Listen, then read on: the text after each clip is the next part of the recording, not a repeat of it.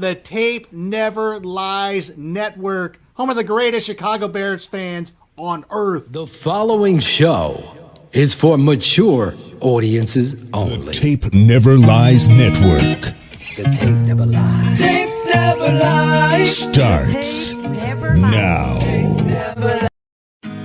You know what? It was an overthrow by Mitch. Yeah. I mean, injured Bear on the field is Akeem Hicks. Cousins loses the football.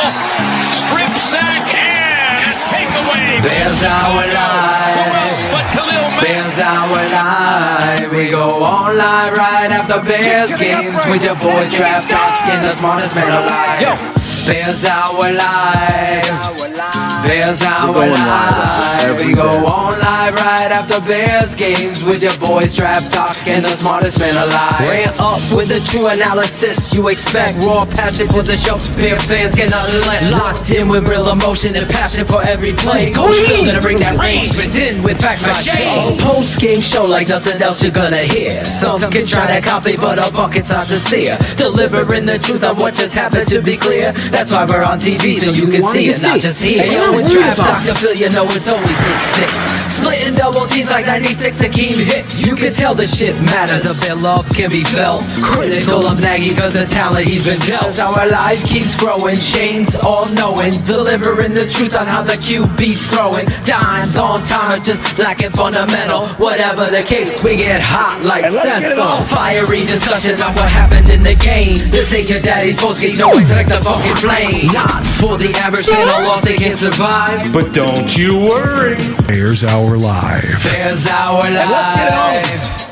Bears our live. We go on live right after Bears games with their boys draft talk and the smartest man alive. the rent legend, Bears our live. Dr. Phil Bears our live. We go on live right after Bears games with your boys draft talk and the smartest man alive. Bears our live. Bears our live. Bears our live. We go on live right after The Tape Never Lies Network.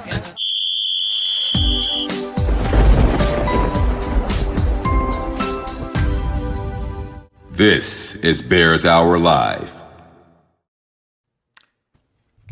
Hey, that's not me. That's me. 100 crew, what's up? Big Thursday night football game, Soldier Field. I think maybe an outcome that not too many of us were expecting.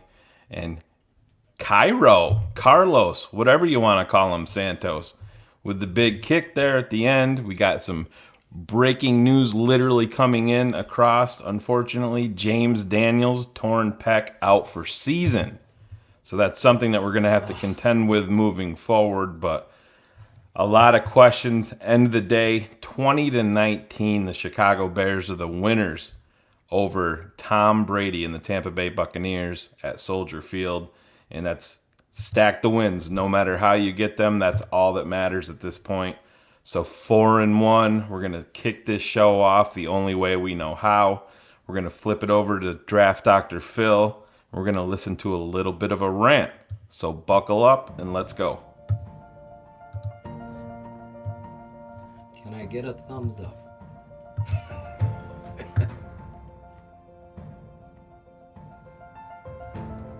There we go, Shane. Jeez, I'm trying my best. I'm worn out.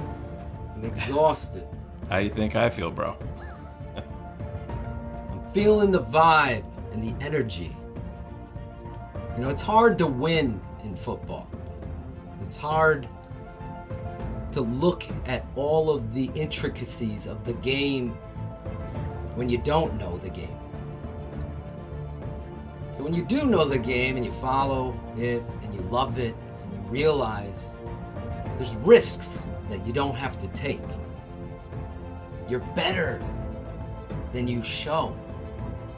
There's so many moments in this game where I get so amped up with whether it be the officials or a dropped pass or a missed assignment or a Khalil Mack sack telling all the haters to go fuck themselves because he is a game changer.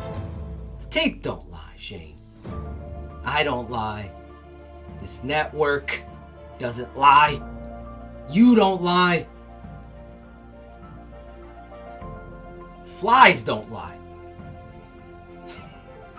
All I see is the reality of this coach and this game still struggling. But at the end of the day, a win is a win is a win. As Shane started off in the beginning, the kicker becomes critical. The time clock becomes critical. The replay coach becomes critical. Your assistants have to communicate with you. You want to win? You want to be the best? Listen to your quarterback. And get rid of the fucking electric boogaloo hats on the sideline. You're the charter franchise. Step up and be that. Feel the vibe. Feel the motivation. Feel the players like 32 wanting the football. Help! Help! He's screaming it. Every fucking fan of this network screaming it. Help Leno! Put a tight end there. You're playing with fire. You could be so much better, coach. Now I know you won. I know we all want to celebrate. But this network keeps it 100. I keep it 100. Despite all the misgivings and all the intricacies that we're going to get into, I had to say it. Big time players make big time plays. When the chips are down, who's stepping up and delivering? All you haters on Foles can say whatever the fuck you want. That guy stood in the pocket and took some fucking shots. And with the bad news of our best offensive lineman, yes, our best offensive lineman going out, we're going to have to pick it up. We can't play this arena league ball. We can't. We have 10 days now, the Chicago Bears. This coach is going to have to look himself in the mirror and really trust in the quarterback. When it's time to go no huddle, it's time to go. When you're feeling the vibe, you're feeling the vibe. This great game, they always have to make you nervous. And I'll just say this last piece, Shane, of my rant. Phil Toshin coaching that team. We're down there. I'm running the ball. I'm running the ball, whether it be shotgun, whatever. I'm just taking that time off the clock because of the GOAT. Now, the Bears won. The defense stepped up. Christ, Houston Carson making a great play to drown the GOAT. But coach, I ask you, you're 4-1. The ball's in your court.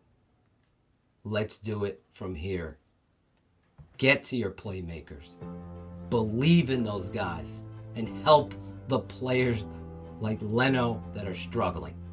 And this team is going to go far because that defense don't lie, Shane. And that is my rant.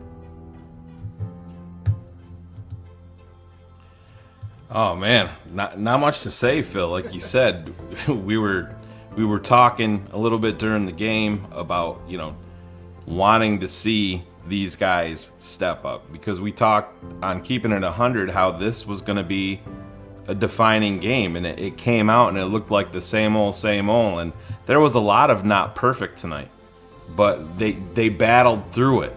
I saw some of the intensity back in the defense. They got punched in the fucking mouth early. They came out from halftime and the Bears couldn't have been any more flat than they were on offense. And then they busted off a long run and you start, here we go again. I sent out a tweet, the circus is in town. Here we go. I mean, I'm looking on Twitter right now, fucking Benjamin Solak from the Draft Network is sending out a fucking tweet saying, I think it's very funny that the Bears are 4-1 and nobody cares and nobody's buying. I don't give a fuck. Get him on the fucking show now. 4-1 is 4-1. Call Ben Solak.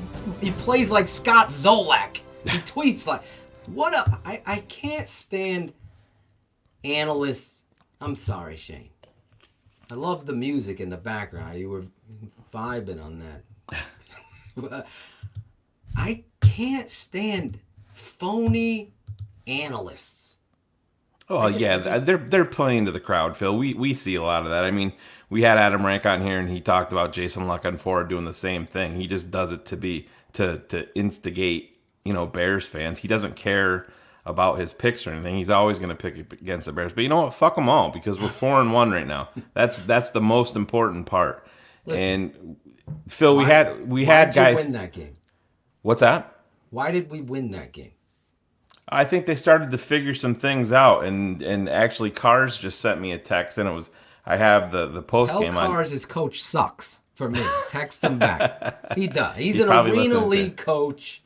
Cars, proven it again and again. He doesn't understand, and yes, he has moments, Shane.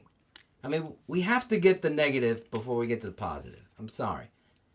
Khalil Mack, we're going to get to. The defense, we're going to get to. The coach is holding you back. Some of these head-scratching plays just lack any kind of understanding football situations. Let's just be honest. Shane, you liked that last series, that aggressive. Well, you didn't like the jump ball. Yeah, I liked being aggressive. Ryan Cox put out a similar message, and I'm right on cue with what he said. I tweeted out, Phil, I did not want them to stay. I didn't want them to go conservative. I wanted them to stay aggressive, because I think, to me, that is an indication on your head coach believing in your quarterback, believing in a guy like Allen Robinson, and not believing in your field goal kicker. I didn't want it to come down to Cairo Santos. I didn't like them going with a jump ball there. That's the difference. That's the difference. I think Ryan said, with a higher percentage play, you do that. But Nagy always preaches being aggressive, and I was on board with him being aggressive in that situation, because if I'm going to roll my dice, I'll roll my dice with Nick Foles and Allen Robinson making a play, rather than relying on Santos. Because, like I said, another thing, Phil, that kick, you got to give the kicker credit. He made that two big kicks tonight, but there's not a soul that thought that kick was going in other than Santos's family. I'm telling you, I mean, I couldn't watch it. No, dude, I was waiting. I saw it move, with the wind shear a little bit. I'm like, here we go. Now I know how we're gonna lead. Got to get a fucking kicker here. In the chat, if you felt that thing was going in. Oh, come on. Everybody's lying. If anybody had confidence in Santos kicking that, they're fucking lying to themselves. Oh, my God. But he did. So you got to... You give credit. Listen, every player could surprise you. I've been around players that look like they just woke up out of bed and high as shit. And they go out there and, whoa, where did this come from? And, right. You got to do it in those moments. And really, ultimately, I didn't like the jump ball either. I didn't like throwing the ball, because I knew I could run out the clock and kick a field goal with 22, 23 seconds left, and that's it. I want the safe play versus the fucking greatest of all time. And look, they did it.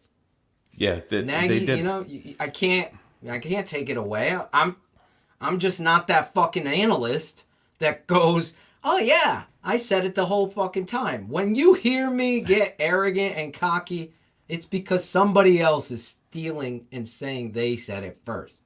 Like Jimmy Graham. Nobody said it, right, Shane? Except me. I know I didn't. I wasn't a fan. I did. And I saw this guy. Yeah, I agreed with you saying that he's going to eat in the red zone, and that's a big part of what the Bears needed. But I was not a fan. That catch. Yeah. Oh man. That catch is an all-time catch. Yeah. Phil, you could do a Tape Never Lies episode on that catch. Great text to me, Shane. Yeah. You could do a whole Tape Never Lies, which when we go Patreon, which we are, I will do, and you will see it. And it's unbelievable. It's unbelievable, Jimmy Graham. Phil, speaking of being high, you mentioned that, and I think it's important to bring this up. Yeah, he's in the studios. He's in the studios working the chat room. I know there's almost 1,200 of you listening in live, joining us. Claudio's getting your quotes up there. If I see something out of the corner of my eye that he puts up, I'll respond to you. We're gonna bring 2 of you guys on tonight, but you gotta have hype, you gotta have headphones, and you gotta be on point. You can't be, 420 blazing it at Glenn's house. You gotta be bringing the hype tonight. This is a big win. We got a 420 blaze at Jackal's house. 4 and 1. You came off a game where you didn't play well. Obviously, the tape never lies. If you haven't watched it, it's out on our channel. If you're watching on YouTube, just go on the YouTube channel and you'll see it. And let's just get back to Jimmy Graham. Phil, real quick while we're doing this, just because the coach is going to be coming up here pretty soon. They don't take too long to get that ready. But no, you talk. Our producers start doing this. We're gonna have to teach him. You'd think so. I don't know. I'm not sure what Claude Frog is doing over there, but let me mute. Working on his internet. He's trying to get his 14K modem fired up for the internet. But Phil, you talked about that catch by Jimmy Graham, and you talking about it being an all-timer, and it really is. People are going to have to go back and rewatch that, and I think that's something, one of them that we're going to be talking about for a real long time in Chicago, because we need to see, you heard Matt Nagy come out and say, we need to get Cole Kmet more playing time. That's on the coaching staff. Did we see it? No, we didn't see it. Demetrius Harris. Where's Demetrius Harris? He's in there, but Jimmy Graham stepped up. There was a couple of head scratchers with Jimmy Graham, but I think that's what we're going to get at this point, Phil. He's a guy that's going to make an impact in the red zone, and I don't know how many guys on this team are going to show the ability to make a play like that. Really.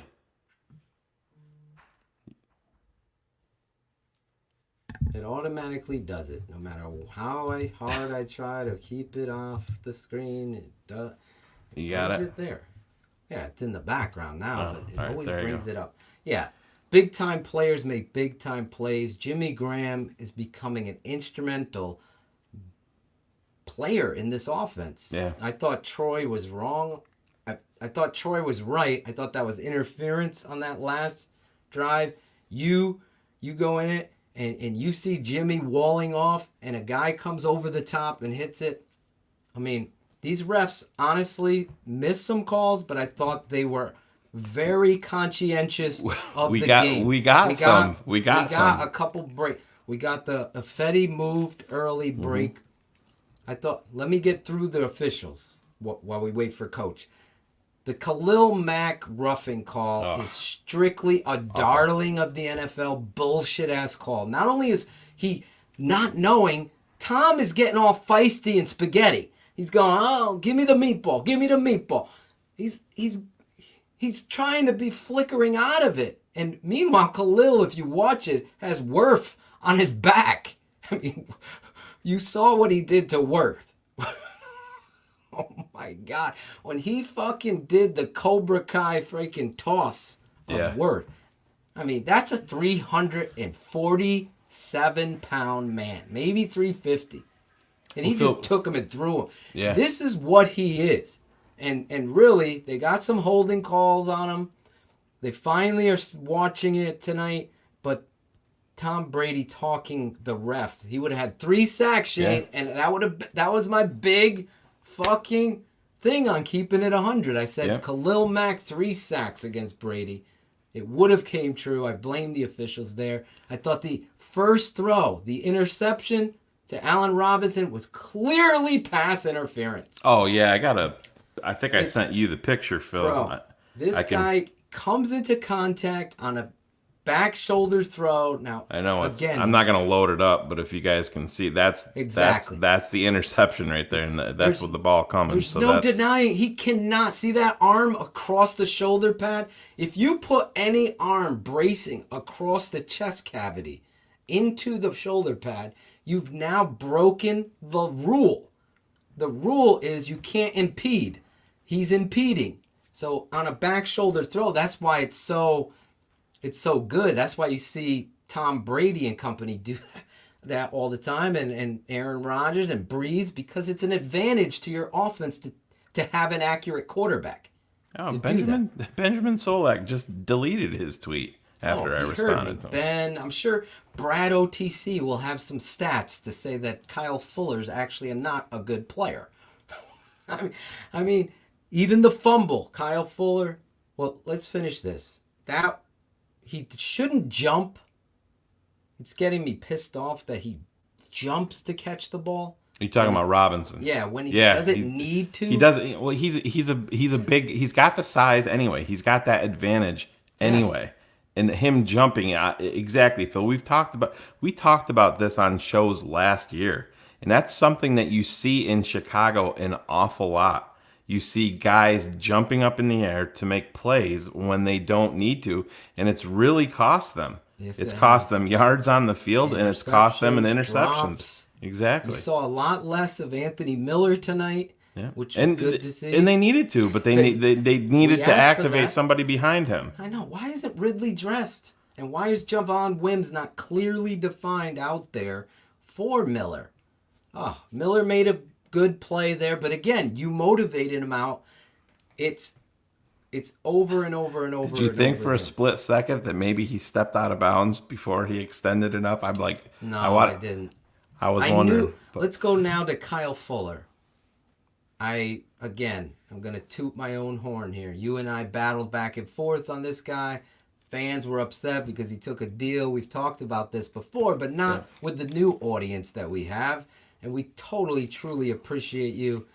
Patreon is going to be open. We already have people signing up. We haven't even opened the page, but we love you guys. That being said, Kyle Fuller continues to be in the top 3 corners in the league. The aggressive nature, the physical understanding, and the tape study shows up. And the reality is, I was so glad that the officials called it like it was. They looked at it and they got it right. Normally, they don't. Now, one other big issue with this whole coach, getting back to the negative, Shane, we got to talk about it before he gets on, because I hope one of these reporters asks him. The third down where the receiver clearly steps out of bounds 3 yards short. Oh, yeah. It sets up a 4th and a half yard, and they come out and QB sneak it. Yeah. You got a timeout already.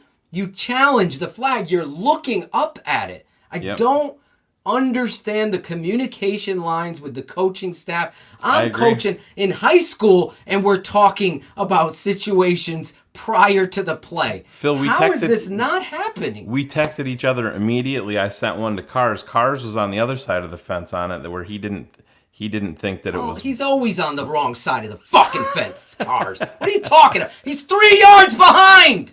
Yeah, I agree. He steps out. It's not even. I'm putting it up on the tape never lies tonight. On my view, he stepped out before he extended. He stepped out with his left foot. That's where I was on that. First of all, even in that view, if you step out and you reach forward, you already stepped out. So the ball goes to the foot prior to the reach. He doesn't reach and then step. He doesn't. He steps and then reaches. That would be the difference there. But yeah, no, I thought it was well worth, because I mean they already called timeout. You got nothing to lose. And Arians really showed you how much that they respected Chicago. I mean, going for it there. Oh my God! On that play, that's just to his credit. Yep. He signed this fucking guy. I don't know how much truth to the rumor that Tom Brady was coming here, or wanted to come here, or there was negotiating going on. That being said, one of the things this guy is tremendous at is 3rd and 4th and 1 QB sneaks. look at his statistics on that. I'm sure it's like 90%. But needless to say, that was another Nagy. I wanted to freaking go to Chicago, get in the field, and take his headsets and take over. Like, you got to have coaches that are talking and communicating with you to help this learning coach, because he's not. You can't. You beat Tom Brady. Some fans are going to be upset. Holy shit, Phil, they won. Yeah, I think the coach is coming up, Phil. So if you want to, I gotta refresh the Chicago Bears main page. That's what I'm saying. But yeah, Coach Nagy's getting ready to take the. Here we go. I'm clicking on live. Take the podium. Can you hear it? You can bring it up a little bit. Down bring him up at one point, and then to come through with that, that's a huge win. And so just bring special teams, I thought today played lights out. Cordero Patterson with all his return yardage and just everybody blocking and. On the back end, and then Cairo making those 2 huge field goals. I mean, that's big. And defense did the bend but don't break to hold them to 3 points, for them to jump out to that lead early on, and our offense to get a little spurt there in the second quarter. So we're going to be able to go back to the drawing board, and we've just faced 2 really good defenses in the Colts and Tampa and the Bucs here today, but. The best part about all this that I'm super excited about with our players and our coaches is that we're 4-1 and we know we can play a lot better. First question, Jason Leisure. Here we go. Let's see Leisure. Matt, this was the same point in the season as last year where things really spiraled for you guys. Did it have that feel to you that this was a momentous game for you in the season? Jason, that's a really good point. Probably, yeah. I think that we've had some things go our way this year in his first 4 games, really three of the wins, and now today the 4th one, where we've been resilient with how we've come through different situations, and so again, I said it a few weeks ago. There's something special about this team. We find ways to win, and it's not always pretty. We totally understand that, and using these next couple days for myself and our coaching staff on offense to really figure out, okay, where we're at, find your identity so that we can, score more points and be better there, along with the quarterback change. But you're right. I mean, this is a big win for us right now. When you look at this, to be 4-1, every win is so crucial. And so I'm proud of our coaches and players for that. JJ? Matt, early in the game, Nick was missing some throws. He had the 3rd down miss to A-Rob and then the deep ball to Mooney. But just what does it speak to his experience and his resiliency that he's able to come back and make some nice throws as the game went on? Yeah, that's who he is. I think what you saw from the offense was there was, probably the biggest part that I look back at is that start of the 3rd quarter. We had some momentum going there at the end of the 2nd quarter. We got it back, and we felt a little groove. And then to come out and have penalty and second and forever, third and forever, the first 2 drives of the 3rd quarter, it's deflating. And so that's the part there that, that part is what's kind of sticks with me right now. But you say that the throws that Nick made, the protection that the line had, the opportunistic plays that these guys made at the most, perfect time. That's what is so key about these players. These coaches are on the headsets trying to figure what we like and don't like. And again, that was a pretty good defense we played. So can you help Leno out there? The offense made plays when they had to, and I think that's one of the special traits that Nick has. Jeff Dickerson. Could you sense the impact that Khalil was having during that game and the frustration that only was causing haters could? Yeah, 100%. I mean, I don't know if another you have a guy like Khalil that every single snap he's bringing it, and you just have to know that he's coming. Never lies, coach. It's unfortunate on that last sack he had, or the one where he got the penalty. He could have had a 3rd sack, and that's just who he is. And the other guys feed off of that. Along with Kyle Fuller, the biggest play of the game was that hit that Kyle had for the fumble. Was huge. So to have a couple sacks by Khalil, for Kyle to make that play, and then Buster and Quinn to get on that football, I just thought that we were able to make plays at the right time today, which was great. All right, take it off. Brad Biggs. Someone's getting upset. Oh God. Hey, Coach. Can you talk us through the clock management There you right go. before the field goal, was it kind of an effort to get a shorter attempt for Cairo and then follow No. that up? No. They wanted a longer one. Did you need to see your kicker deliver in the clutch like that almost as much as your kicker needed to deliver? Yeah, so as far as we wanted to stay aggressive there at the end and try to we were going back and forth. There's a situation there where we can get into a mode where if you break a tackle on a slant route or a handoff, whatever, where they're out of timeouts and you can kick the field goal and win, and that's always a tough situation to be in. But we were trying to stay aggressive and then there just to get some more yards to be able to make that field goal. And then he did it. So yeah, the second part of your question, for him to make a 47-yard field goal, which was big, and then that 37-yard field goal game winner, I think that just speaks to him as a person, and then for us to get him down there in that position to be able to make it and win the game. Pat Finley. Matt, with your run game, obviously I'm sure you want to be better, but what kind of position did that put Nick in when he's throwing 42, 43 times? It's the arena league, Pat. Yeah, again, it's these two run defenses that we just faced. I don't know how to explain it, but they're pretty good, and it doesn't mean that we can't run against them, but that's what's happened the last 2 weeks. I have a lot of. I just understand that when you get behind like we did, can you not you tell have to be that able to throw the ball Montgomery's over your and best be back? able to, Jesus, get that clock to your advantage. Drives me crazy. And then still sprinkling some runs when you can. Get in the I formation. I know that Coach Castillo and that these offensive linemen they care tremendously about getting this thing right, along with the running backs and Coach London. And you can't get it right with the wrong personnel. There's going to be zero abandoning the run because it hasn't been successful the last 2 weeks. I promise you that. So we just got to get back to what we know we can do, and we got to use this these next few days here to figure out a little bit more of our identity with that. Here's the identity. Kevin Fishbane.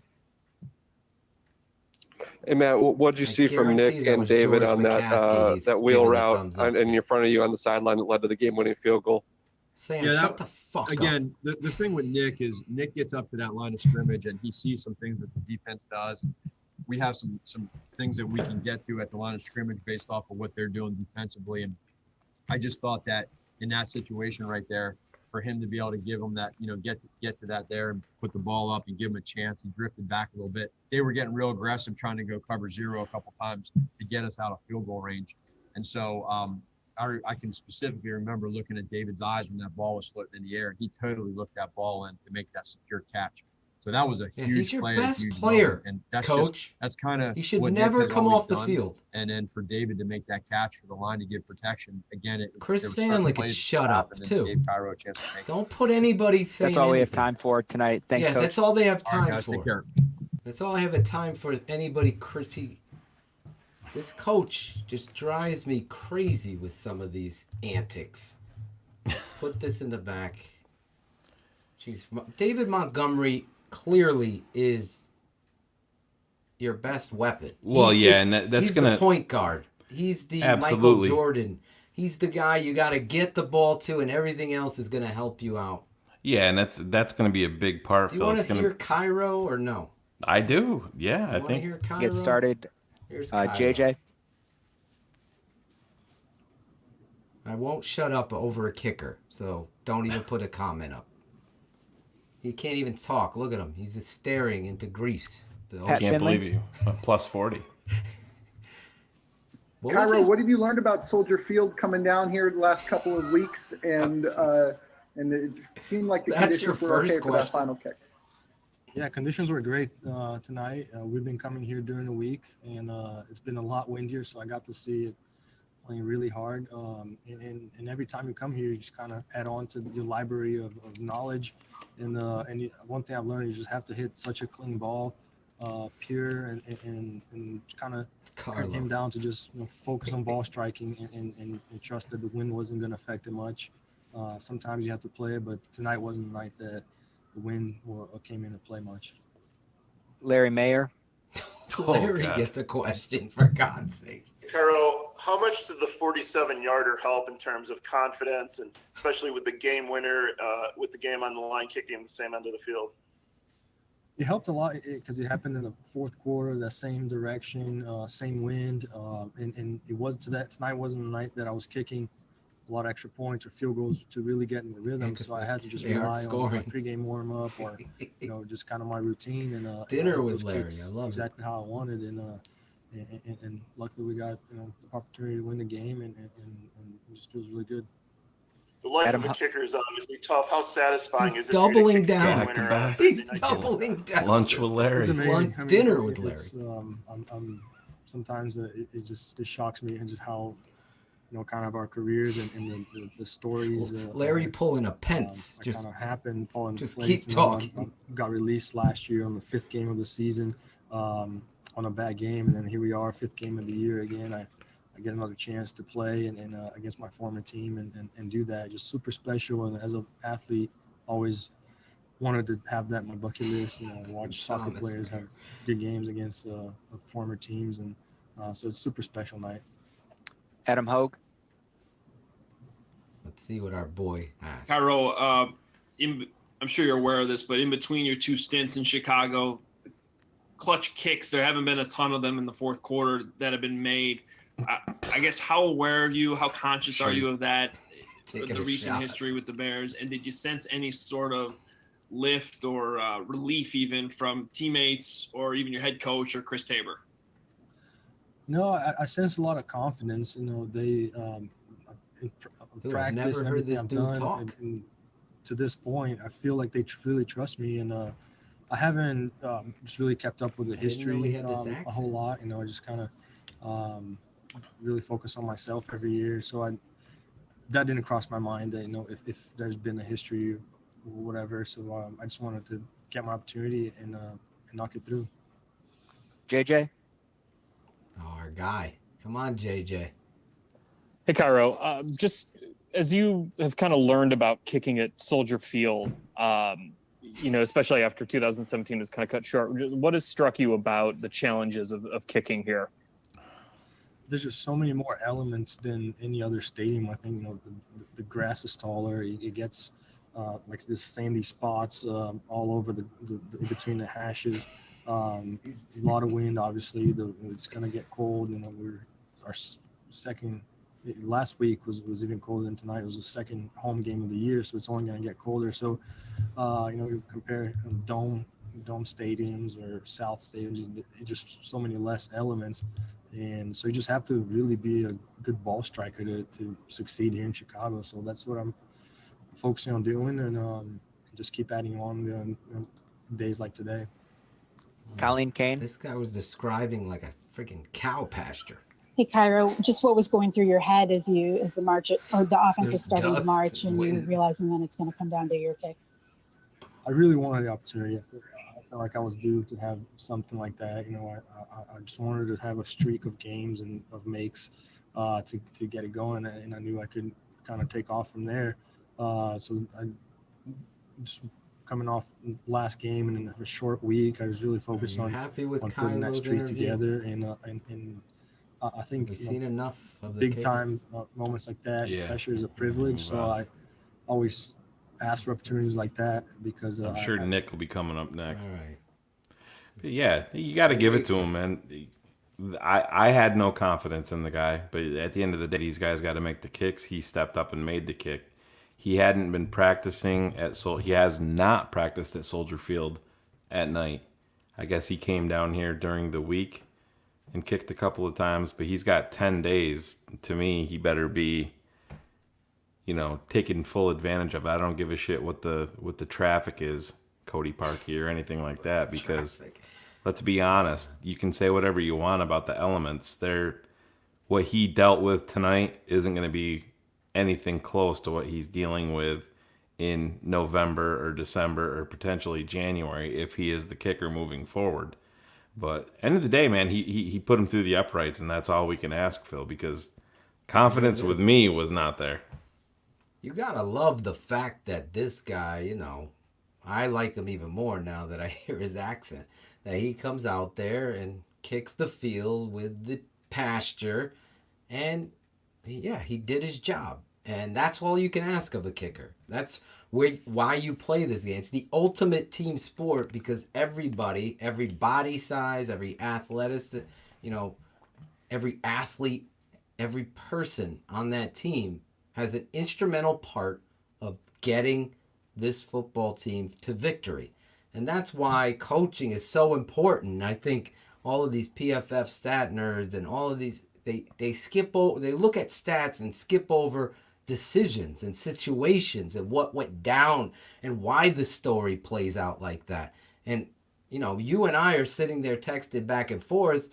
I'm looking at a coach playing with fire because Leno is god-awful no matter what PFF and these fucking nerds are saying. He's a liability out there. Gotta give him help. I couldn't believe it. Bars came in for James Daniels, and the first thing that they did was they moved the protection away from him. And then what did Phil, better than anybody, what did Alex Bars do on his first snap?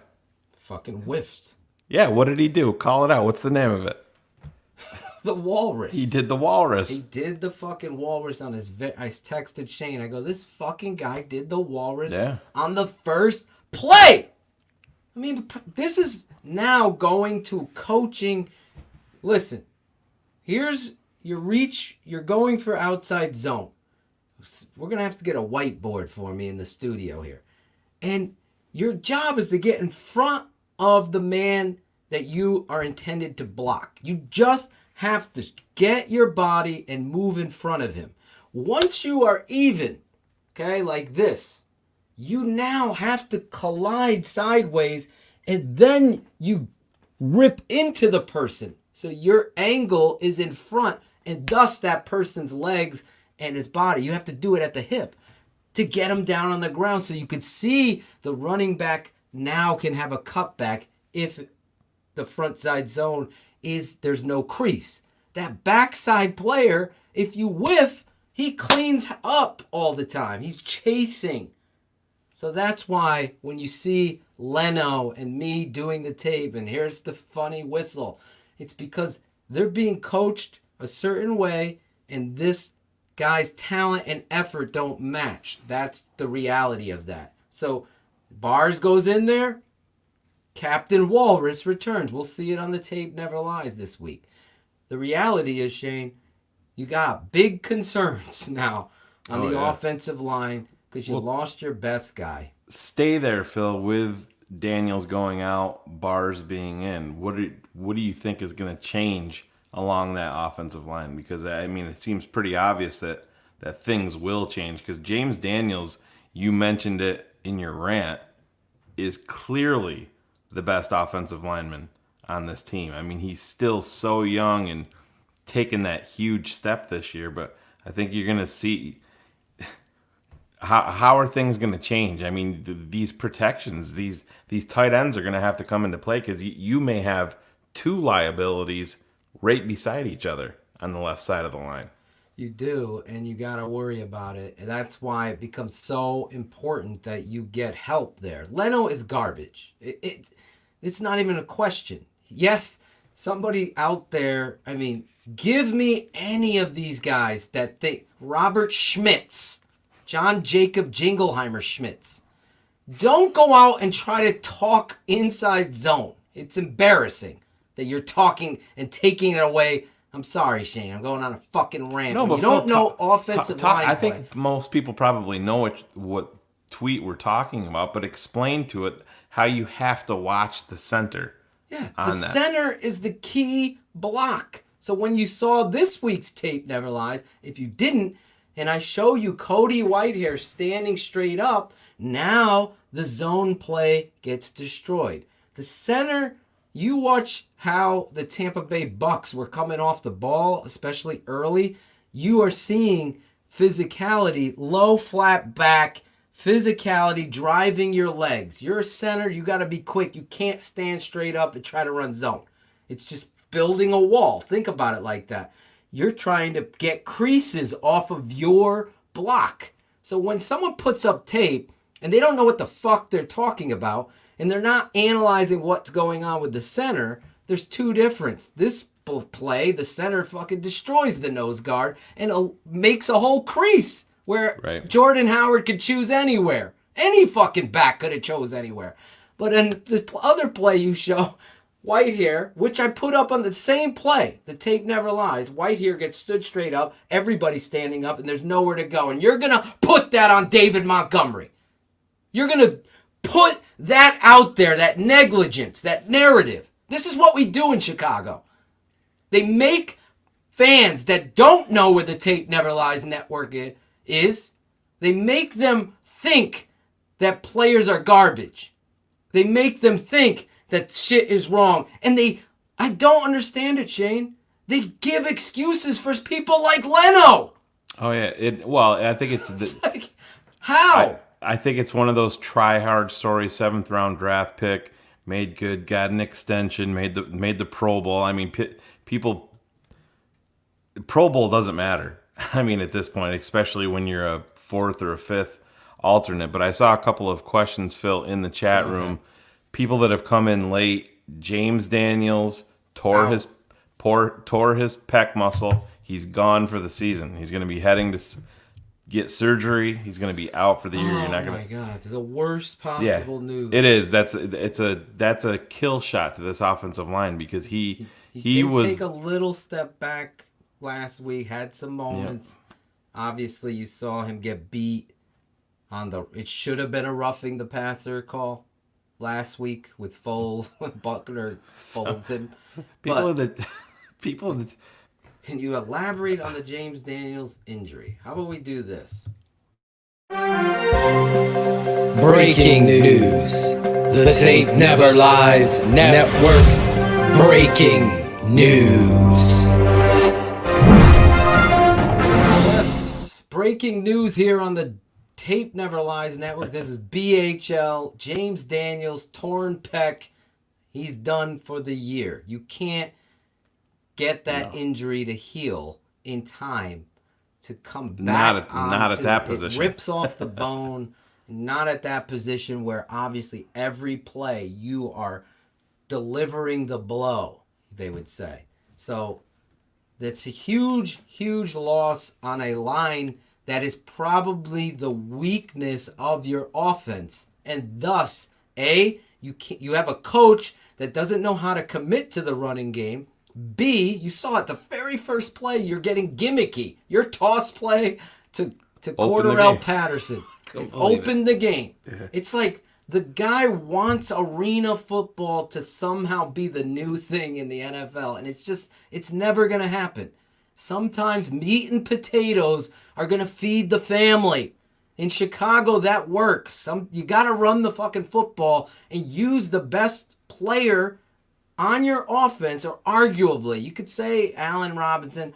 I say it's David Montgomery. Was there a bigger play than his catch, his effort in blocking, his effort on the running? There's nowhere to run, and he's making plays. Imagine if you could block it correctly. It might be time, Shane, that you're bringing in someone with a fucking chip on his shoulder, whether it be Spriggs or Coward, to get Leno to the bench and send a message to him. You're already in this place. Maybe they're not. They won't feel too comfortable with it because the left side now, you're going to have Bars and you're going to have Charles Leno. You're going to have to keep a tight end in there because right now you can't. The bubble screens. The worst, David Williams, great point. You came in an offense and you went up, right? You got the turnover there on the fumble. You went up in the half. Then you get the ball to start the half, and it is the worst set of play calls in finding your identity. You're like coming out of the half too. You're fishing at the Niagara Falls there. You're throwing a fucking line over the falls. What are you doing? You might as well just give up there with that whole arrogant play calling and stupidity. The defense won you this game. It's no doubt. And let's say this about Nick Foles, because I know he's coming up next, and we're going to watch Nick, and I'll try not to talk over him, Shane, for the... I can't help the reality that these media members, some of them I know and love, aren't asking the tough questions. Can we say this about Nick Foles? Did he not show you the fucking brass balls of a fucking leader there? Not only that, but he's going after the fucking head coach on the sideline for not allowing him to go quick game. She's saying, I felt it. We had to settle for a field goal here. We probably could have had a touchdown because I wanted, and Nagy, I hope they ask him that. Well, he's a professional, so he's going to cover. But the guy showed a lot of moxie, throwing the deep balls inside the field of play. You can't take that away. The first one to Mooney that Aikman's putting on Foles, I'm telling you, as a route runner extraordinaire, when you hit that fucking top of that route, your job on the flag is to snap your head back and see. You already know at that stem that you fucking just burn that fucker. He's out of position. Right, at the stem is the important part there, Phil, because you saw him get lazy with that. He started even running on the replay. Straight. Yeah. I'm like, what is he? I blame Foles right away until I got to see the coach's angle. Yep. Then I know I'm just keeping it 100. You're not going to get this anywhere else. You're never going to get. He comes out of his break. He's got a snap, turn, and now you're carrying. You could track a ball that's thrown 6, 12, 10, 15 yards. I've seen receivers. Holy shit, this motherfucker got to that ball because their eyes are on the ball. You catch with your eyes, then your hands. I know Nick Foles is coming up. Let's bring him in. Chris Emma, you can get us started. There he is.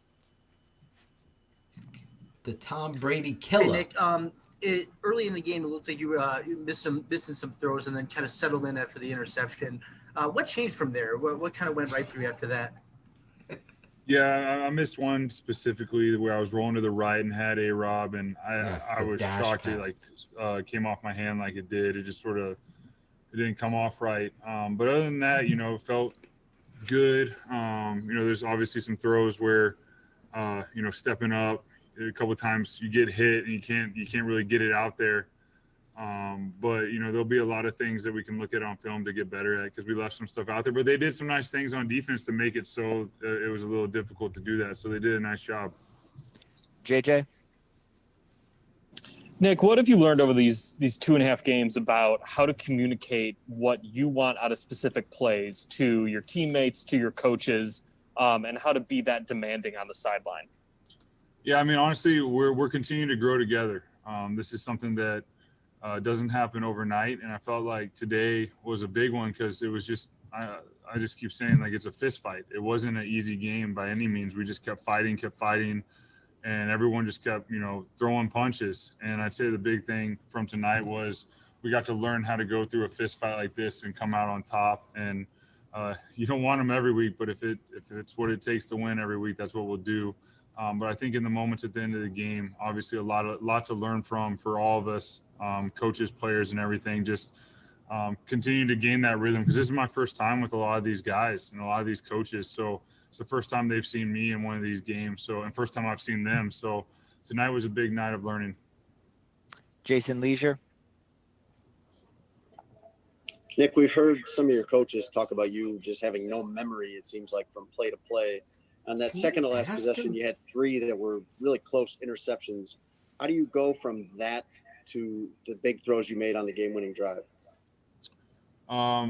They did a nice job on that second to last drive of really getting some pressure on me as I was trying to throw it. So that made it difficult, and they did a nice job there. But I think the big thing is just trusting my teammates, trusting the guys in the huddle to where, I can have that short memory because I trust them, and I'm going to lean on them. And we have to continue to believe in one another. And doing it tonight showed it, and we just continue to gain confidence with one another, working with one another to, obviously win these games because it's not easy in those situations where you go. I think we were 3 and out on the second last drive, and, it wasn't pretty. And then all of a sudden, move the chains and get into field goal range. Pass interference. But I think, once again, tonight was a big night for everyone in the huddle offensively, just continue to learn who we are as human beings and athletes within this game. Dan Wiederer. Nick, on the first touchdown drive, there was a third down conversion. And it looked like you beat a blitz with a quick sort of outlet pass to Montgomery. Do you remember that play specifically and the way that the first half had unfolded to that point? How big was that moment to finally get a drive to push forward like that? Yeah, Coach Bowles is known for bringing all these different pressures and different blitzes and different stunts, and it's a lot of work for the guys up front. They really grinded out and, gave us time to get the balls out quick. And, there's times where teams will drop the back. So it was one of those ones in those situations, just yelling at David, hey, get out, get out, get out, or go, because his protection didn't come. And, sometimes the checkdowns are good. As quarterbacks, we're always looking to be aggressive and push the ball downfield, but there's times where they zone it off and drop everyone out. And getting to the checkdown can sometimes be hard, but I felt like there were some big ones tonight. Kevin Fishbane. Nick, the other play to David was the one on the final drive. It set up the field goal. Can you walk us through kind of what you saw before the snap that led you to go in that direction and kind of the throw to David as well? Yeah, they were showing a pressure look, and they did bring pressure, but I was trying to figure out where the safety would be. So we were able to get ourselves into a play to where we get David on a linebacker or safety going up the side, and we were able to get a little bit of a pick action. The defender sort of quieted and just dropping it in there where he can make a play. And obviously that was a huge play in the game to get us into, a really good field goal range for Cairo to kick it through. Pat Finley. Nick, what can a win like this do for you guys over the next 10 days emotionally? I think emotionally winning tonight is huge. Obviously, where we are right now, 4-1, but that's a really good team. Tampa's a really good team. It was a short week. We get a little bit of a break right here, which is nice for everyone just to take a breath for a moment and then get back to work and allow us to look at ourselves and see, like, where do we want to go from here offensively? Where do we, because there's a lot of areas to improve, and we all know that. And that's exciting because I feel like we're putting these pieces together, and it reminds me of some special teams I've been on where, the first part of the season you go through this and then you finally figure out what works and what you want to be and you start rolling. So I think these next 10 days are big, specifically these next 3 for everyone just to take a breath and then get back to work on, I think it's Monday. Deion Miller. What does it do for you when you see the defense have a performance like that and kind of frustrating Tom Brady throughout the night? Anytime you can frustrate Tom Brady, it's a great day, and our defense did that today. He started out a little hot, but I could tell. I've been told he got a little frustrated. So obviously he's an extremely talented player. But see the look he really gave Mac defense and what they did today. Oh yeah. JJ. Oh, that was Nick, you mentioned the 10-day layoff here. What do you want to accomplish now that you do have kind of a breather want a new left take some tackle. stock in what has gone on the last couple of weeks, and then also to try to build the offense for the rest of the season? Yeah, I think just taking time to really think back, what we've done these last couple of weeks, where we've maybe had some trouble, where we've lost our rhythm, because I feel like our rhythm has been sporadic a little bit, and we really got to get this thing flowing a little bit better. And I know Coach Nagy feels the same way. So what does that mean? What do we want to be? So there's a lot of those conversations that we can have, and they are, easy to fix. We just got to figure out what they are. And it's not the first time I've been in this situation. A lot of teams in the NFL are in this situation a lot of times. So we have the pieces and the people here to get this thing right and, continue to improve as a team. A couple more for Nick. Joe Lewis. Yeah, hey Nick, the Bears came into this game not being able to beat Tom Brady in his entire career. You of course had a huge win against him in the Super Bowl a few years ago. Did that stat, was it lingering in your mind before this game, or was it something you just didn't pay attention to? No, it's something I didn't really worry about. Different situations, different team, different moment. For me, it was more about, my history last year with the Bucs. They did, I had a rough game against them in the first half last year, so that was definitely emotional for me. With what happened in Jacksonville. Steven. So, come here and get this win versus them after everything that happened last year. Someone send me that obviously it's my first win as a video Chicago Bear, and it was or an Shane. emotional one. And, it was a fist fight. It reminded me of like a good old fist fight from Philly. And now I get to do it in Chicago. So I need And that. I really, Put it up. enjoyed getting in the locker room and, celebrating with my teammates. Probably a little more tired than I thought I'd be just because of everything, but, I'll sleep well tonight. And I think everyone's Yeah, he really took some excited about the shots. victory. Dan Wiederer.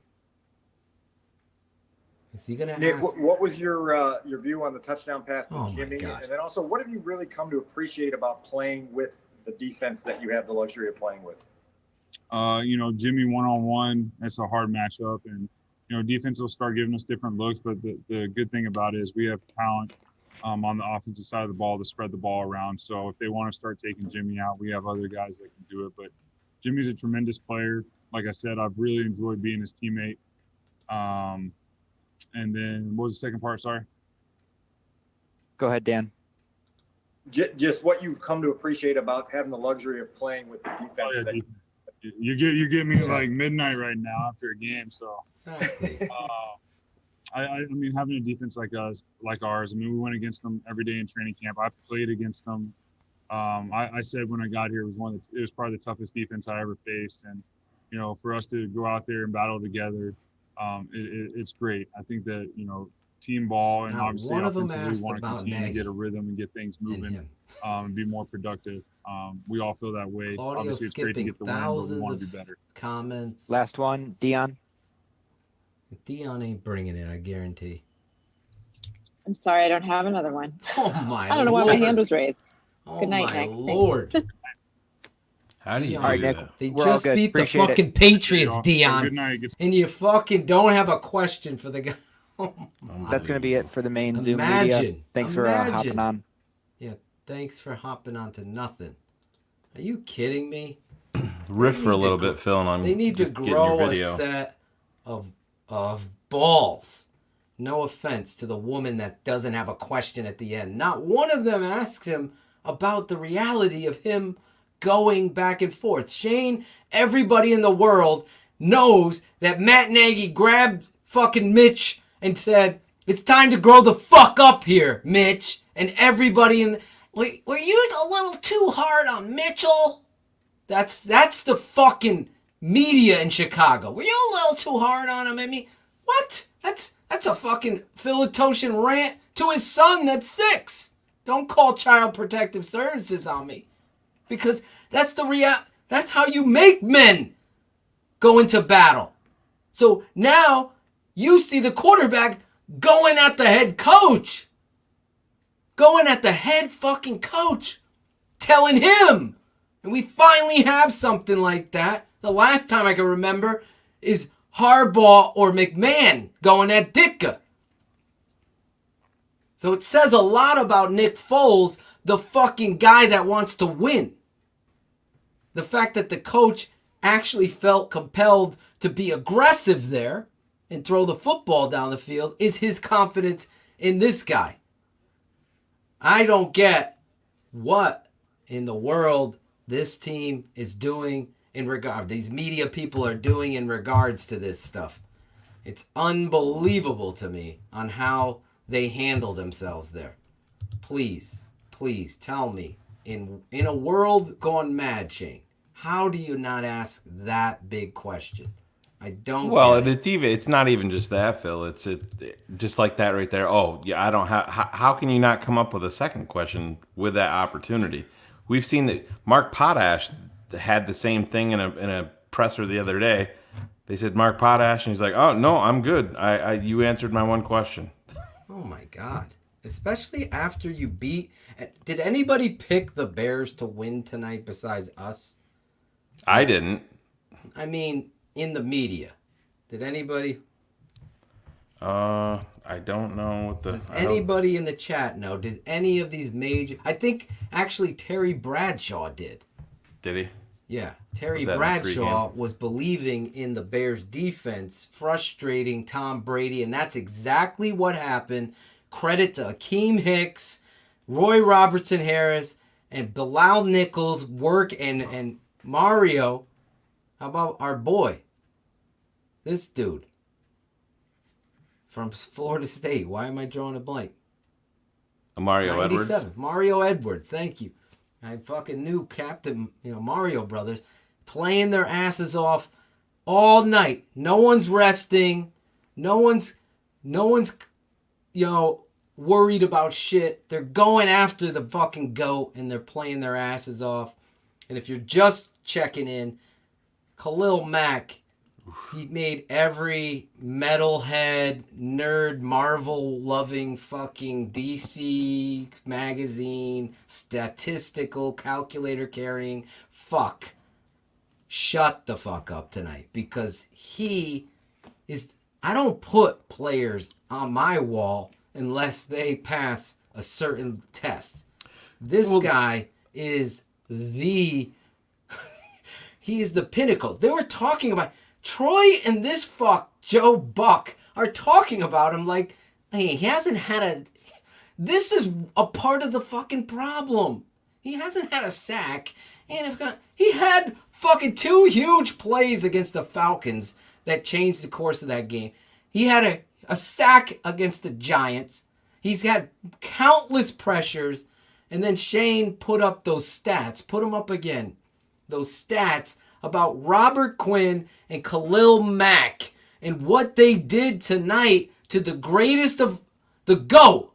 Look at those. On 43.2% of his dropbacks is the highest rate ever since 2017. 6 pressures, 2 sacks. That's not even me watching the tape. I'm just going to trust next gen right here. Robert Quinn getting talked about, whispered, and he hasn't had any snacks. He hasn't had any snacks. Guys, the game, if you haven't watched The Tape Never Lies Khalil Mack, The Tape Never Lies Akeem Hicks, go over to our network, subscribe. I don't know what the fuck you're doing if you're not subscribed. Go over there and subscribe. If you're listening right now, subscribe so you get all of our content as soon as it comes out. Go over there, subscribe to the channel, get yourselves ready. We're going to be going patronage, and you're going to get even more. Now, somebody get me that video. Send it to Shane. I got it? It's uploading, or we got it? No, I got it. All right, Hold on let's a play second. this. I can't believe the biggest moment on the sidelines, not one reporter talked about. It's unbelievable. Tell me when. You gotta believe in me. That's what's going on right there. You have to believe in your players and your quarterback. You like how I did that, Claudio? Thumbs up, giving you that, Ip Man. Have you ever seen that Kung Fu flick on Netflix? If you haven't seen Ip Man, you gotta watch that. It's amazing. But look at him, Nick Foles, getting after the play caller and telling him what's needed. Now, listen, you know what I'm saying? That's where he is all the time. That's why he needs to either give the play calls to Bill Lazor, let them get the ground game going. You got 10 days. You're going to have to help fucking Leno. There's so much that you're having to do to get this team to where they go, because right now you have a glimmer of something that you're going to see build. That quarterback really, let's talk about Foles for 1 second here. This is not a shot at Mitch. This is me watching a football game without the tape. I haven't watched the all 22. And you guys, when coaches and people say that, it's not, bullshit. I've watched games thinking this motherfucker played awful, this guy, and I go, wait a second. I've texted Shane, I've texted Carr, I've texted people that know football, and I've said, no, I'm telling you, this dude played a hell of a lot better than I even thought. So I'm going to say this on first look of Nick Foles. Bro, this guy hung in there.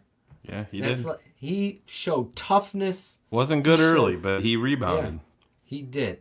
And that interception, I saw a lot of you while he was on there getting interviewed talking about it. It wasn't on Nick Foles. That was interference. That was complete interference. And Allen Robinson, as Shane and I were talking, should not have jumped for the ball. And a tragic sin. Sometimes players are going to kick or lift their knees to try to gather and get control and help their body. It's a physical game. I'm not going to go crazy about him kicking or kneeing the ball up. Okay, but he shouldn't have jumped. On the back shoulder, you know where it's going. You press and you come back to the football. There's a play there that people are criticizing Mitch from PFF and company to Darnell Mooney. No, Mooney come on a curl. You have to come back to the football. You can't sit there and wait. You can never in the NFL sit there. The play that Dean comes on. You got to go after and back towards the football and protect that ball. Especially if you've turned and eyes are on ball, you have to come back to the football always. Always. Otherwise, your quarterback can get picked. You saw that almost happen there.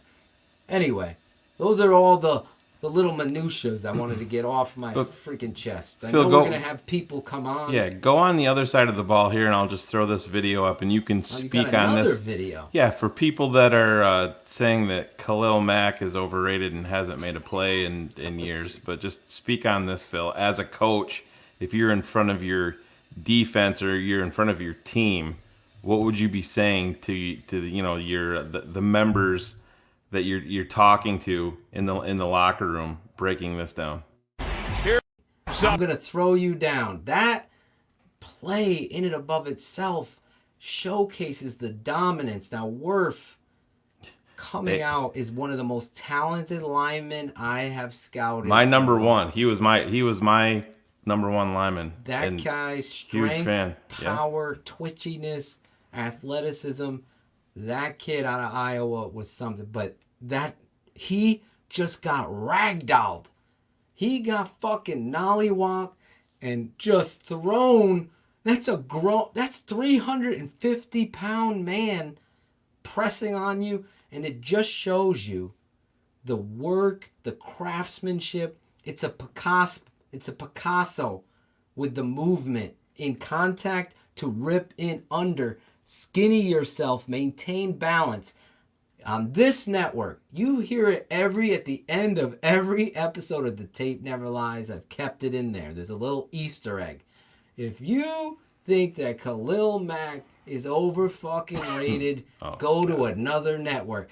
That is the Draft Dr. Phil Easter egg nugget. So every fucking Tape Never Lies, you'll hear it right at the very end of the episode, because that's how good this guy is.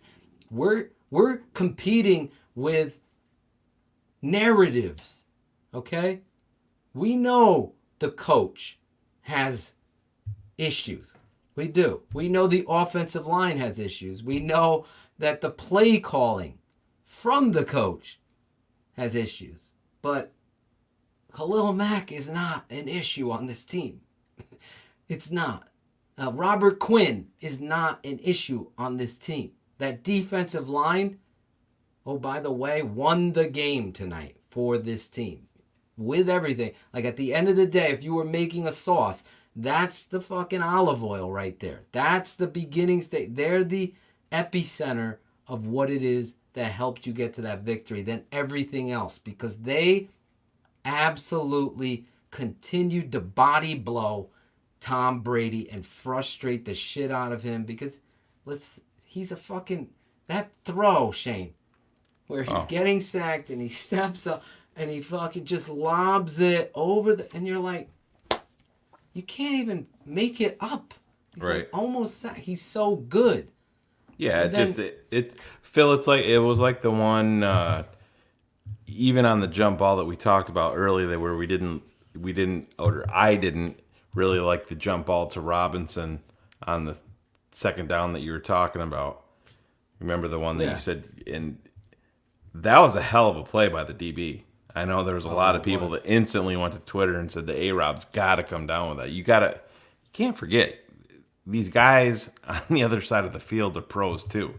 That was it was a quality play by the DB. So, but Phil, we want to start turning this over. I know we have a packed chat room. We want to get a couple of you guys in here, maybe a lady this time, even if there's a lady that would like to come in and talk some ball. Anyone better than Dion when her giving away the last question. If you want to get in here, go to @TTNL Network on Twitter and send a DM. You have to have a mic. You have to have headphones ready to go, and we'll get you.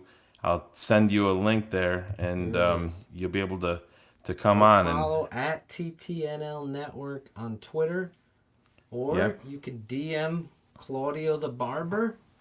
Claudio's gonna select one of you in the chat and let you know, but you're gonna have to have headphones.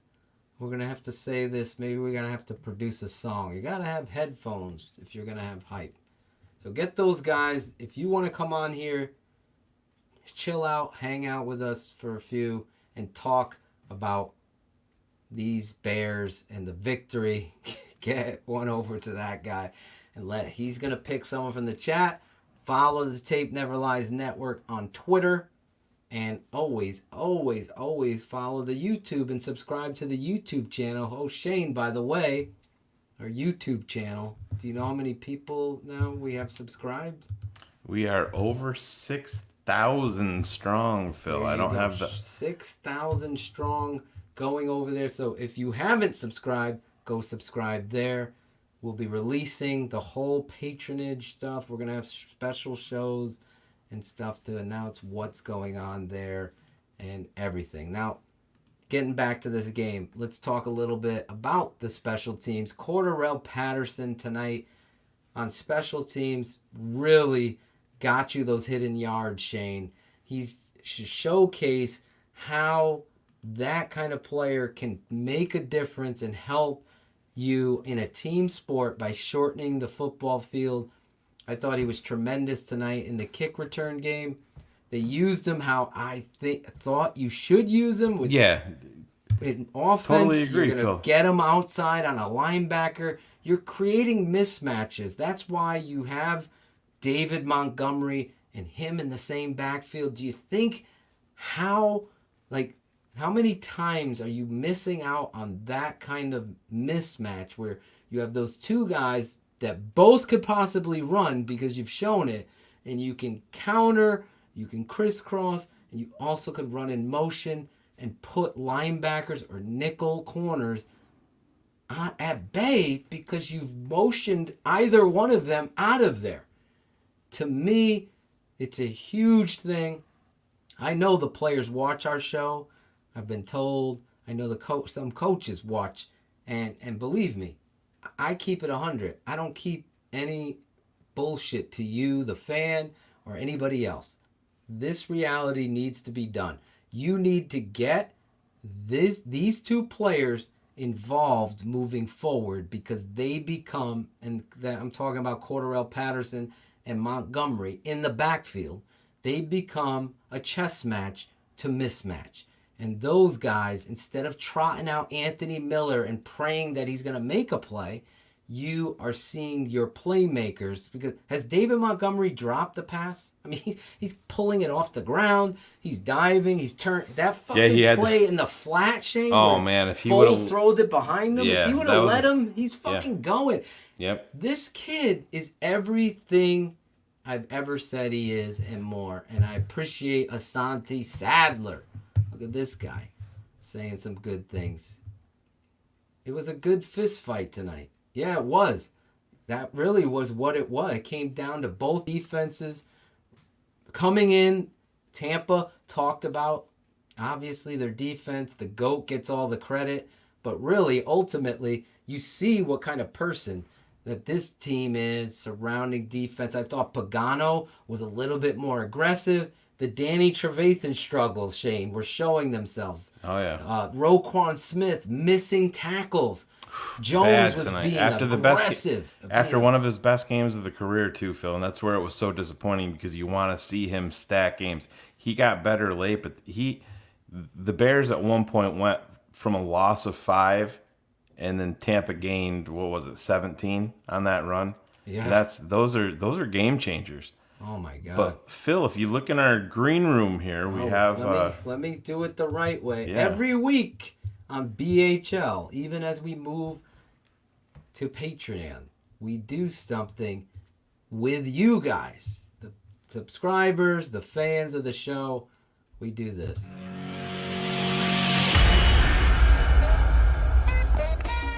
It's 100 Crew Hot Takes.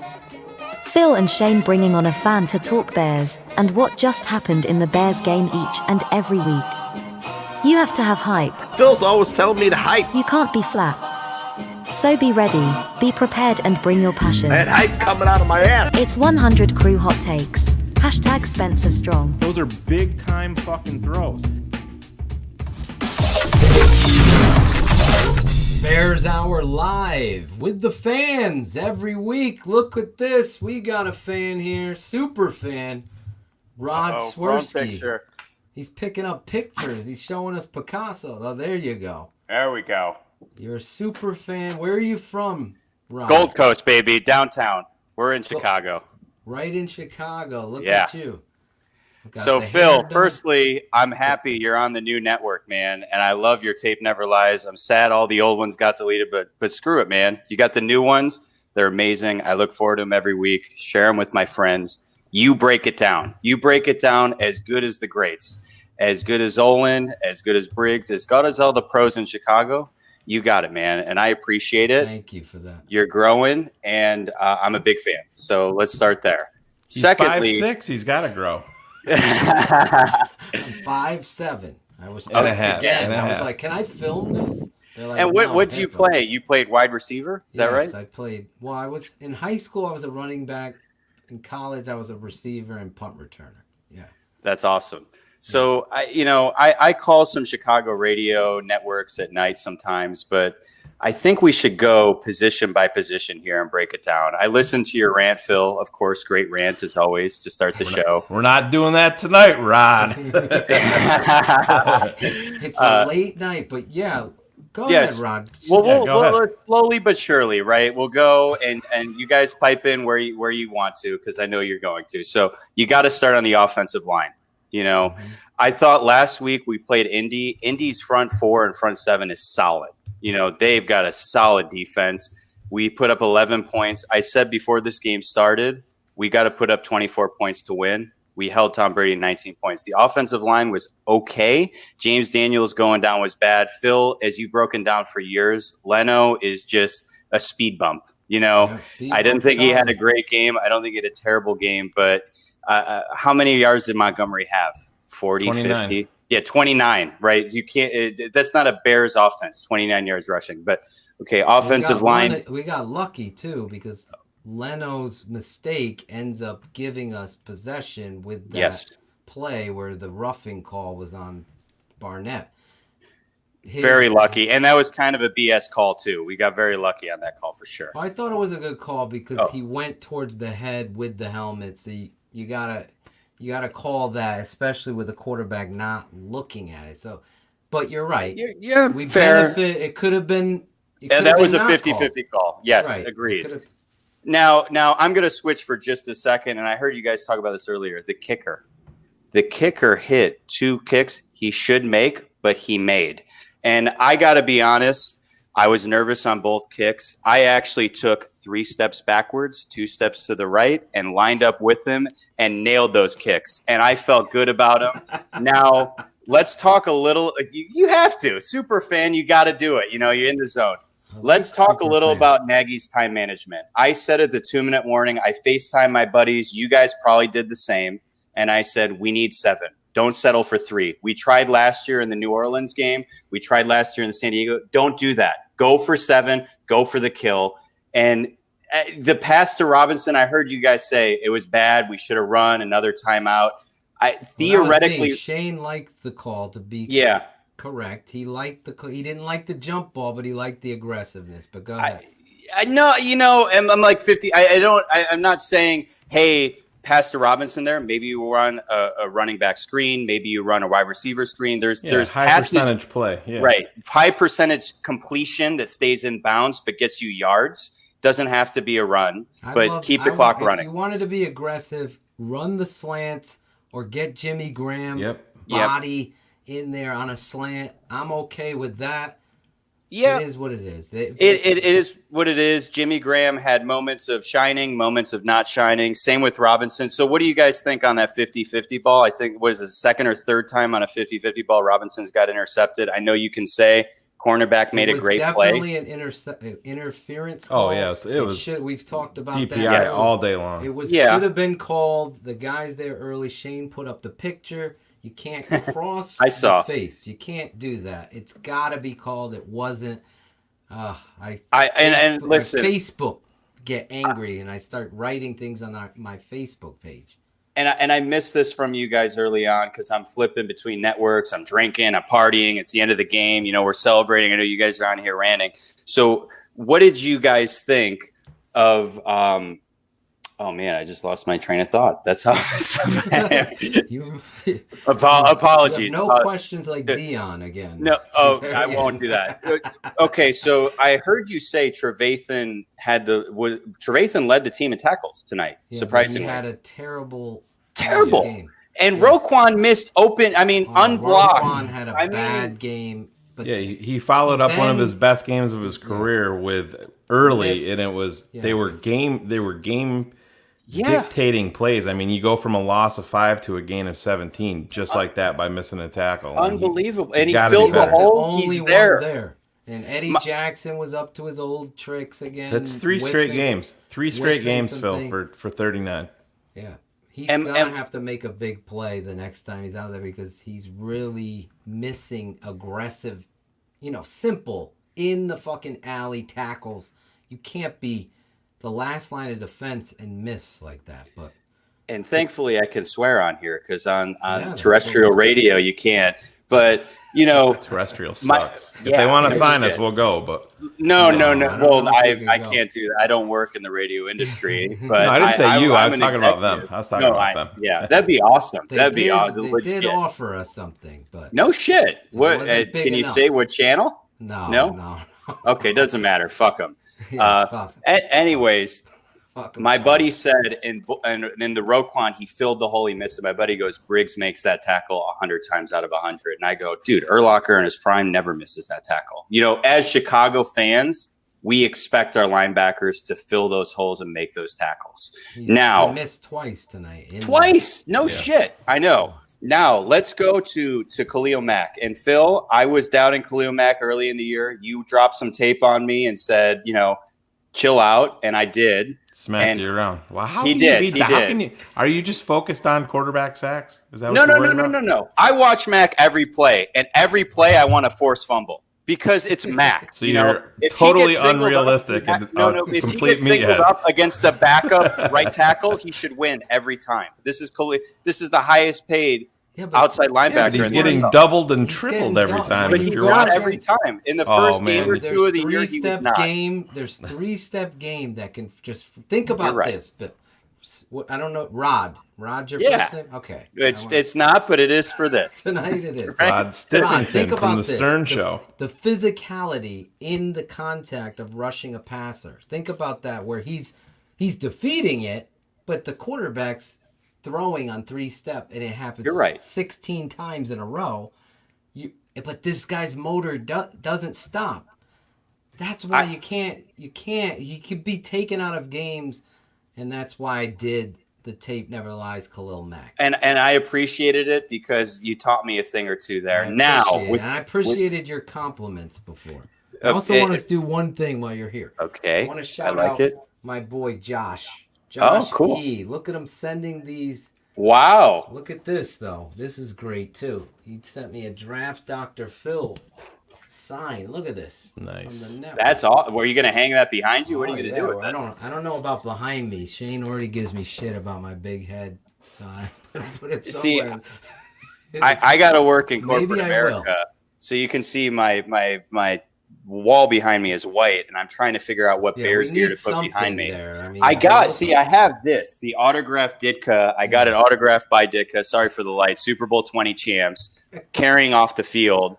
You got a good voice. I like your voice. Thanks, man. Appreciate it. I like the compliments. Are you a Duh fan? Do you like the Duh Bears moniker? Of course. Super fan. Of course. I didn't. Have I done it once? He did. I haven't. I got to give him that. I haven't. But if we had swag, our swag team is working on it. We don't need We're swag, sending man. you a No. swag. We gotta I don't send need you any one swag. of these. The Tape Never Lies Oh, Network okay. I'll take that. I'll t-shirt. just take a shout out in one of your your I'm next gonna Tape give Never you- Lies. That's all I need. sent All right, my so- boy Serg Orts a shout out last the Giants game. So, Rod, here's the most important question ahead. of the night. Thank you, Shane. All right, Hook me up. Are you going And to we dance? got another guy next. Oh shit! Am I gonna dance? It's a big oh, win. No. Oh my God! I mean, I have big to win dance. against I the did goat. dance. You know what? I'm going to, and I'm gonna kick a. It's gonna be a kick a field goal dance because our field goal kicker nailed Oh, clutch God. kicks. I after feel this is clutch going to be kicks. a really bad pasty white guy dance, but go ahead. Shane, are you gonna do a better not pasty white guy dance? Yeah, I'm on the show. I don't have to dance. Ah, shit! You're right. You're right. I will do a dance, but I need to make 2 more points really quickly. So, firstly, Phil. No. Khalil Mack dropped an interception last week. Huge drop.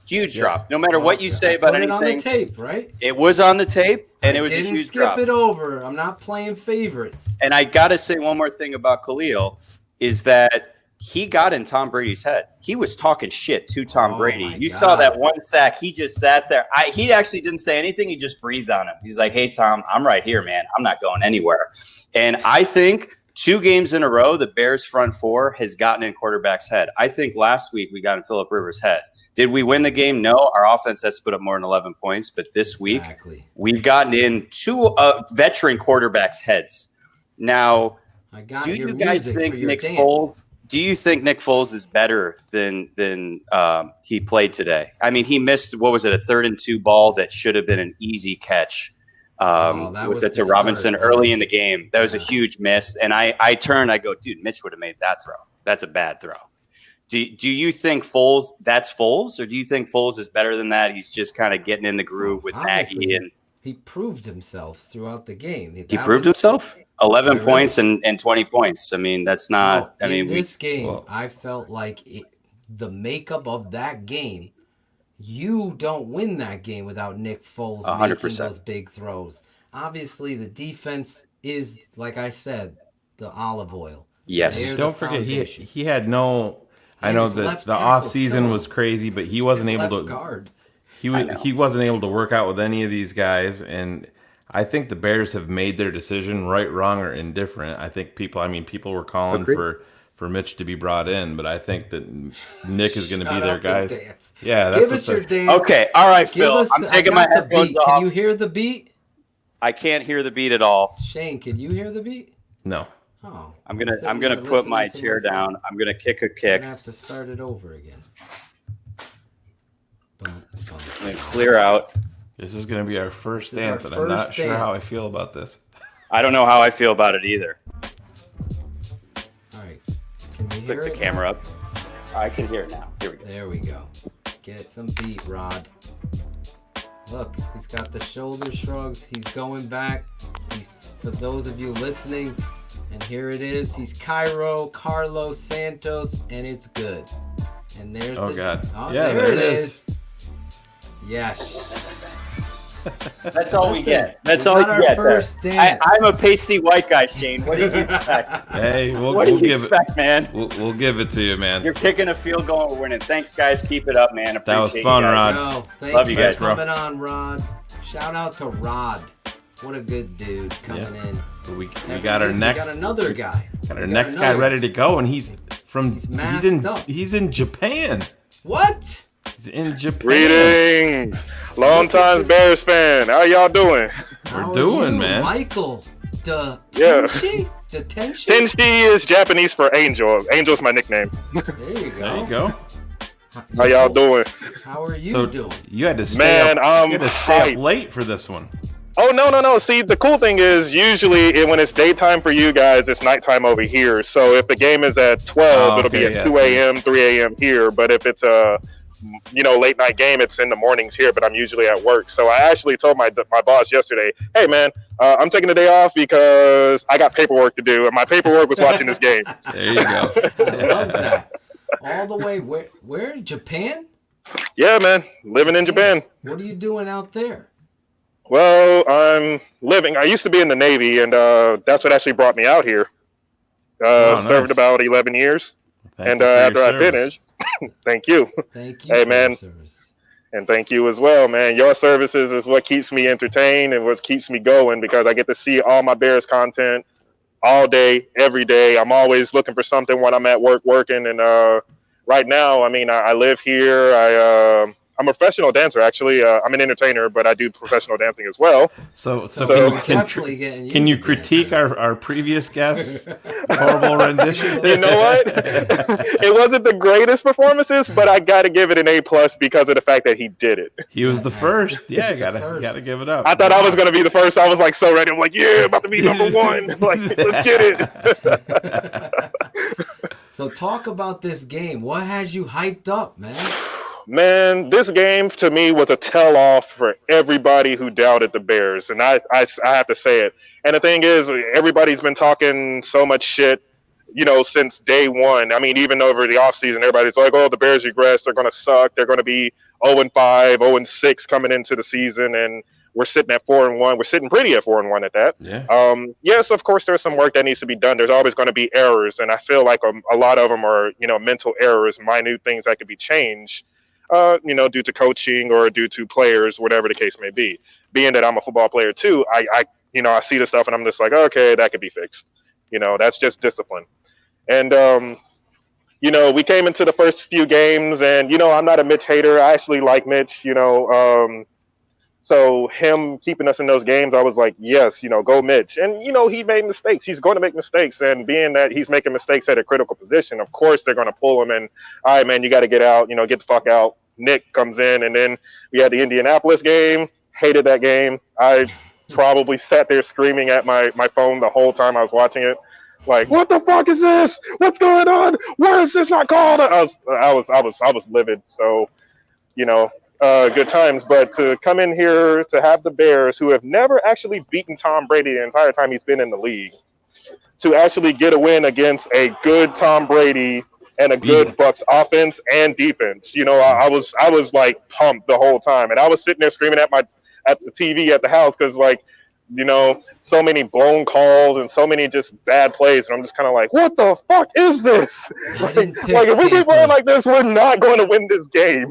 I did not pick Tampa to win, so I didn't pick Tampa to win either. I was like Bears all day. I will vote for the Bears even if the odds are not in their favor. I'm still voting for the Bears. I'm the same way. I told Phil, I'm like, this is going to be tough because I know we say we keep it 100, but man, I can't ever pick against them, and I did. I picked against Chicago.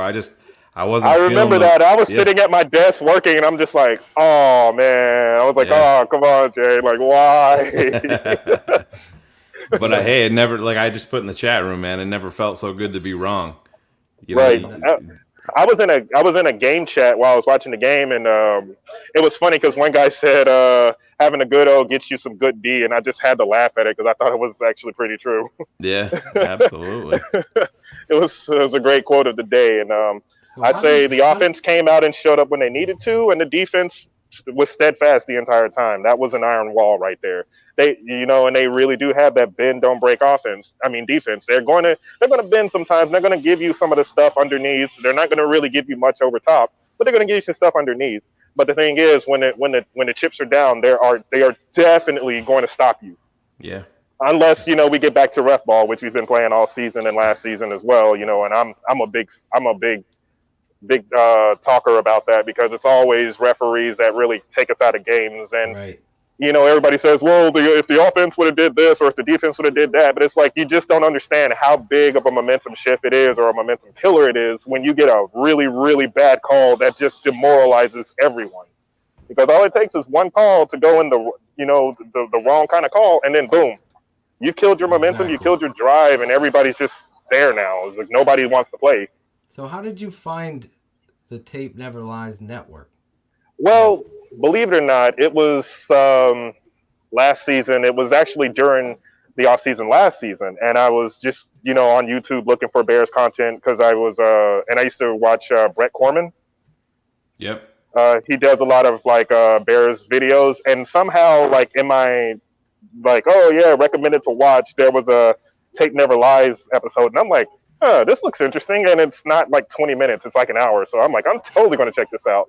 So, because I like to watch the long videos, so I started watching it, and I'm like, yo, this guy knows this shit. all right, I'm going to continue watching this. Yeah. So I started going through all your videos, and I probably like splurged all your videos in like a day or two, just watching them. And then like ever since then, I subscribed, and I'm like, yo, I'm going to keep watching this stuff. And then I found you guys on social media, and you guys are still like popping stuff up, and I'm like, yo, I'm going to continue like following this channel because I like the stuff that you guys put out. And it's not the media driven narrative stuff. And you know, like for me, one of the big things that kind of made me a bigger supporter is how you guys talked about like Cutler, because actually Cutler was one of my actually more favorite quarterbacks of the last 2-3 decades, you know. And to see how you guys are like, well, you know, Cutler had his problems, but he wasn't really all that bad. And I'm like, I like these guys. Yeah. Because they see what I see. We try to keep it 100, obviously, every Wednesday night on this channel, and Shy City Sports sponsors are keeping I'm actually 100 every week. I'm actually a Chicago native. I was born in Chicago, but I grew up in Mississippi and moved from there. So that's how you became a Bears fan. From the day I was born, I was going to be a Bears fan. There you go. That's Love how it. my children are raised too. I love that. Now All the way in Now Japan. I'm trying to convert my family to being Bears fans. All I the only way show in- Bears games in the house.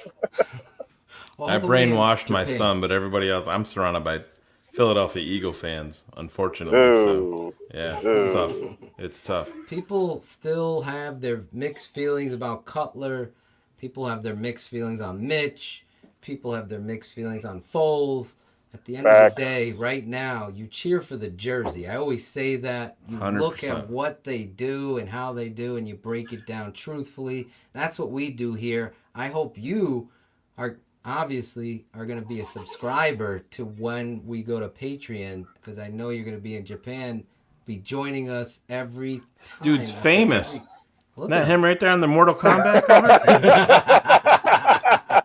That's from Claudio right there. That's Claudio the Barber's joke. Claudio the Barber. Claudio! All the way in Japan, checking in with us. We have fans all over the world. It always is.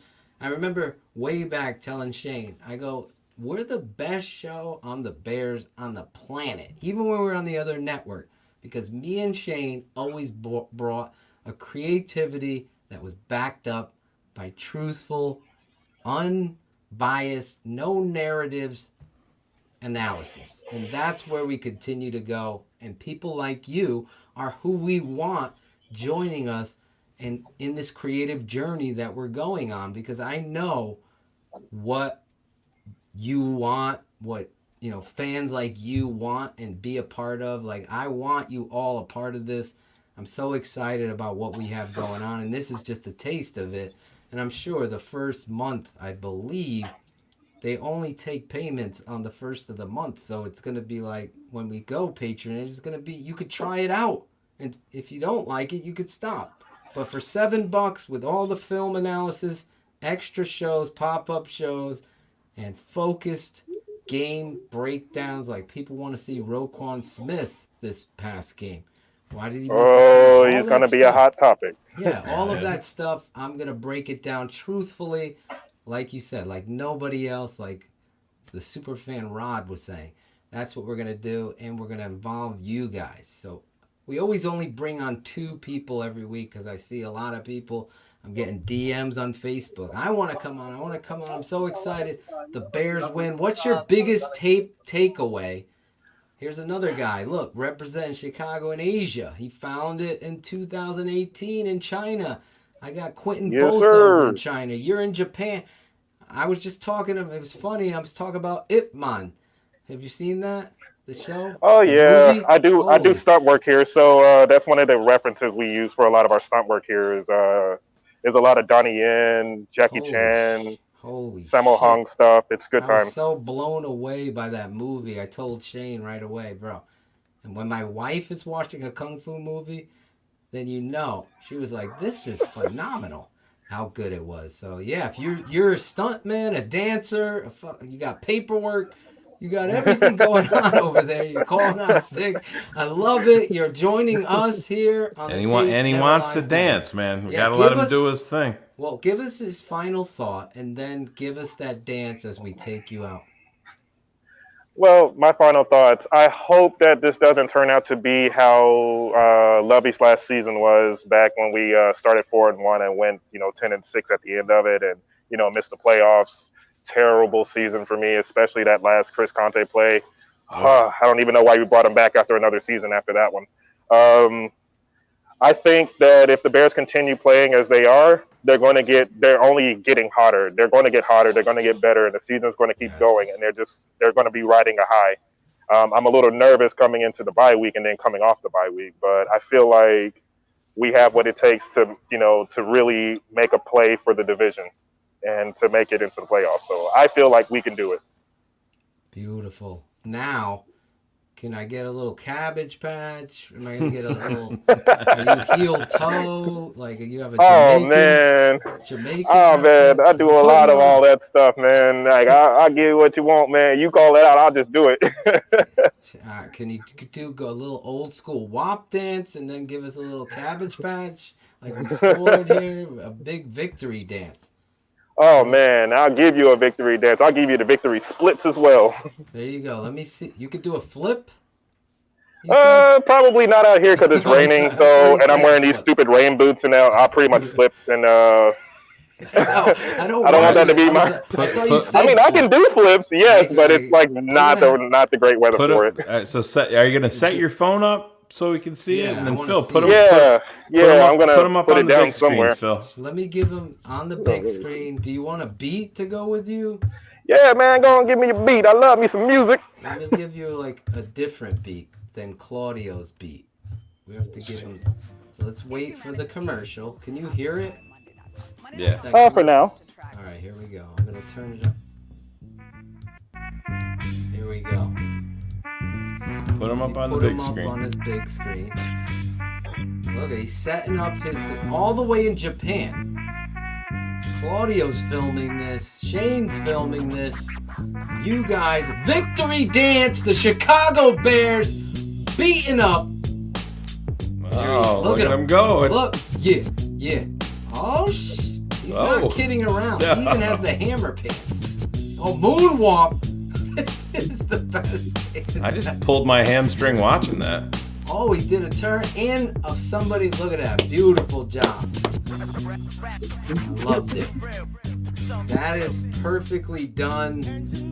That's how you do a victory dance. You don't want to. You didn't want to do a field goal dance like our first guy. He gave him an A+. I give you an A++. Absolutely. The Bears keep me dancing. I love the Bears. I love it. I love that you club dubbed for us here on a victory night. What is it? Thursday night. We're Friday morning now over here. Well, thank you so much. Friday Reach out to afternoon Shane. here. Reach out to Shane and Claudio. Follow them. Yeah, on I'll Twitter. I'll DM that right back to you, man. I recorded that. That was dope. That was phenomenal. Great job. Thank you for being such a good sport. And always. Thanks for having me on. Bear down, baby. You know it. All day, every day. The tape never lies. Bear down. If you're not bearing up, you better bear down. I love it. Perfectly done. You gotta love Michael's energy, Shane. It was phenomenal there. Yeah, These he guys- reached out to me on Twitter and he's like, "Yo, I'm from Japan. I got a rant already. I'm gonna go." And I'm like, so we reached out to him and set it up, and that's the kind of things we love here on the Tape love Never to Lies Network. include You you, bring the fan. bring that energy. How do you love think it? Claudio got on here? Yeah, really. Claudio is like the no energy version of Michael, right? Come on here. Can I come on now, finally? That guy was awesome. Listen, I was gonna actually chime in and say do the moonwalk, and he fucking did it. It's like he's He psychic. did it all That was by himself. amazing. Yeah, that was amazing. Michael, So I had to come on and at I'm least. so proud that we have fans like this, Claudio. Yeah, I that know was you were awesome. taking a lot of heat tonight. That's on all right. I can take Facebook, it. Twitter. It's all right. Look at he's happy. He's happy. I'm happy. We got a win. We're good. We're good. A win, guys. You saw Michael had the moves. Claudio comes in. He just interrupts the flow in the party. But hey, Hey, it's I a had victory, to chime in. I Claudio. had to chime in. Give me one moment that you thought was the turning point of this game. I'm putting you on the spot, Claudio. I mean, that's tough. I mean, it's gotta be. It's gotta be. I mean, it's gotta be halftime, Claudio. What's that? He's helping you. He's helping you. You know, I don't know. I mean, I think it's the turning point in the game. I think it was. You know, he's nervous about. Yeah, this? I Like didn't. You're he's putting me on the about spot his because there's so many. first- There's so many big spots in this game. It's hard. Let it's me hard to help pick you one. out with Lady Bear. The Fuller- Fuller, oh, hit, of course. Yeah, the Asante, Fuller hit was- Sadler. I mean, if that Carter. if that These are Fuller smart hit, fans. I if want that you Fuller hit- guys listen, if that Fuller signing hit gets up for the called up- patronage. I want them. That's who I want. Fine. I don't care about followers. Shane's like, Phil, shut up. I don't You want don't? fucking followers and likes. I want people that want to be a part When of did I say- something. When did I say? Well, I don't No, even know I'm what you're talking saying about. I'm saying this now. I can hear you saying, "Shut up, Phil." But I don't want you to be a part of patronage if you're a fucking a contrarian. You're just negative all. I want you in there wanting to do what Michael did, dancing and knowing the game of football and wanting more. If you don't know it, I just want the super fan tonight, Rod. He was phenomenal too. Coming in here, he was prepared. He had energy. That's what I want. Anyway, it's not all about the money. Even though we haven't got paid for 5 years and our wives are mad and we're like, you could have been doing this for years, and then we find out all the bullshit, which we will talk about on Patreon. I will guarantee that could be a whole show. You could just make a whole show on just. Oh, it's gonna be a show. The hidden secret show of what went down. The way it went down. There you go. Breaking news right there. All right, Claudio. Nice. Thank All right, I'm you for out. blowing your chance. He could have had. I saw so many of these people here that know the game of football, that crave it, like Mike, like Rod, the super fan. I see Toby Hill, Joe Hill, C. Reed, Otis Nichols. Are you kidding me? That guy lives it. Cherie lives it. Quentin, both lives it. There's so many people. Kaz on Instagram. Will Mookie Hill. Miguel Rodriguez. I saw him. Jordan Back. I see you guys. Edwin Lopez. He's always active. He was talking shit to Cars this past weekend. Anyway, it's a victory. I was going off a little bit, giving these fans a little love because you do it. It's what? 1:30 in the morning. We have over 700 people live right now. Michael Diaz, look at him. I can't wait for Patreon. I can't wait either because I'm so excited about some of the ideas that I hope we could pull off even bigger than I even thought with the good news that we continue to get. We have 7 people signed up for patronage and we haven't even opened it up yet. That's the fucking shit. That's the good shit. Thank you, Asante. I love all of you. Now, a little bit back into the game now. Claudio fucked up. Turning point clearly was Kyle Fuller. How much do you love that football player, Shane? This is a guy that's contract is coming up and is shaky based on the amount you paid him. So you really got to go back to the table and really work because he right now is a pillar piece to this defense. 60 passes defense since 2017, number 1 in the NFL. I mean, that says... He's in the top 3 corners. He's the most underappreciated player in the fucking NFL. I'll put that on the line right now. So when you got a Robert Quinn, a Khalil Mack, an Akeem Hicks, a Kyle Fuller, and Eddie Jackson got paid, he hasn't been playing up to par. He hasn't been terrible. Well, do you want to speak? This isn't tweets of the week or dumbest tweets of the week, but what? Eric Lambert of all people put out a fucking art. He's probably listening right now, shitting his pants because I mentioned him. But he put out an article this week saying that you got to strike while the iron is hot and trade Kyle Fuller. Oh my God! Right now, you're kidding me? No. I'm dead serious. Iron's hot. That's spoken exactly like a fucking Madden playing nerd. Exactly. That doesn't understand the philosophies I'm of pretty sure football. Madden playing nerd or dick with ears is exactly in his bio when you look at Eric Lambert. I've had good discussions with Lambert. I know you two don't get along, but that really, I gotta keep. That's to terrible, use your arrogant. phrase, soft. He's soft as puppy shit. There's a lot of soft as puppy shit people that have blue check marks that are afraid to come on the show with me and Shane because we are gonna old school them in football. Yeah, not a lot of people want to be held accountable. That's what we do here. I've called out Brad OTC for weeks, and he's afraid to come on here with me. You can't do high-tech analytics and live by that. What was that fucking tweet that he sent? And I'm like, what? He said that? You and Ryan Cox sent it to me. It was about snacks or something, right? Oh yeah, he said the Bears don't need to. They shouldn't sign Snacks Harrison because they have too many other issues. Well, this is like, I mean, I don't know what the fuck algorithm you're using to come up with that. The algorithm. Yeah, that It's theory. like, but let's not sign a great nose guard to help put us in third downs where we are at our best. Right. Because we have the best pass rusher in football. And so if you have the best corner in football, the best pass rusher in football, what down, fans in the right here in the chat, fans in the chat show, what down do you want to get to? Fucking third down. That's right. Third down. That's when the facts come out in the pass rush. I can't wait to have my father come on and talk a little bit about it's gonna be great. Defensive line and offensive line play and the critical, necessary understanding of helping your quarterback go through his progressions. This is going to be something we're going to be talking about and focused on. I'm letting you know right now. Tape Never Lies came out. I put it out in a short week with a lot of family drama. And now I think my day's been today. And Shane too. And we do that because Shane's had the day of all days. We love you. We love the fans and we love the interact. I've tried to answer every question, even the haters with the audio and the bullshit stuff. Do you want to give him a little surprise, Phil? I have no idea what it is, but yeah.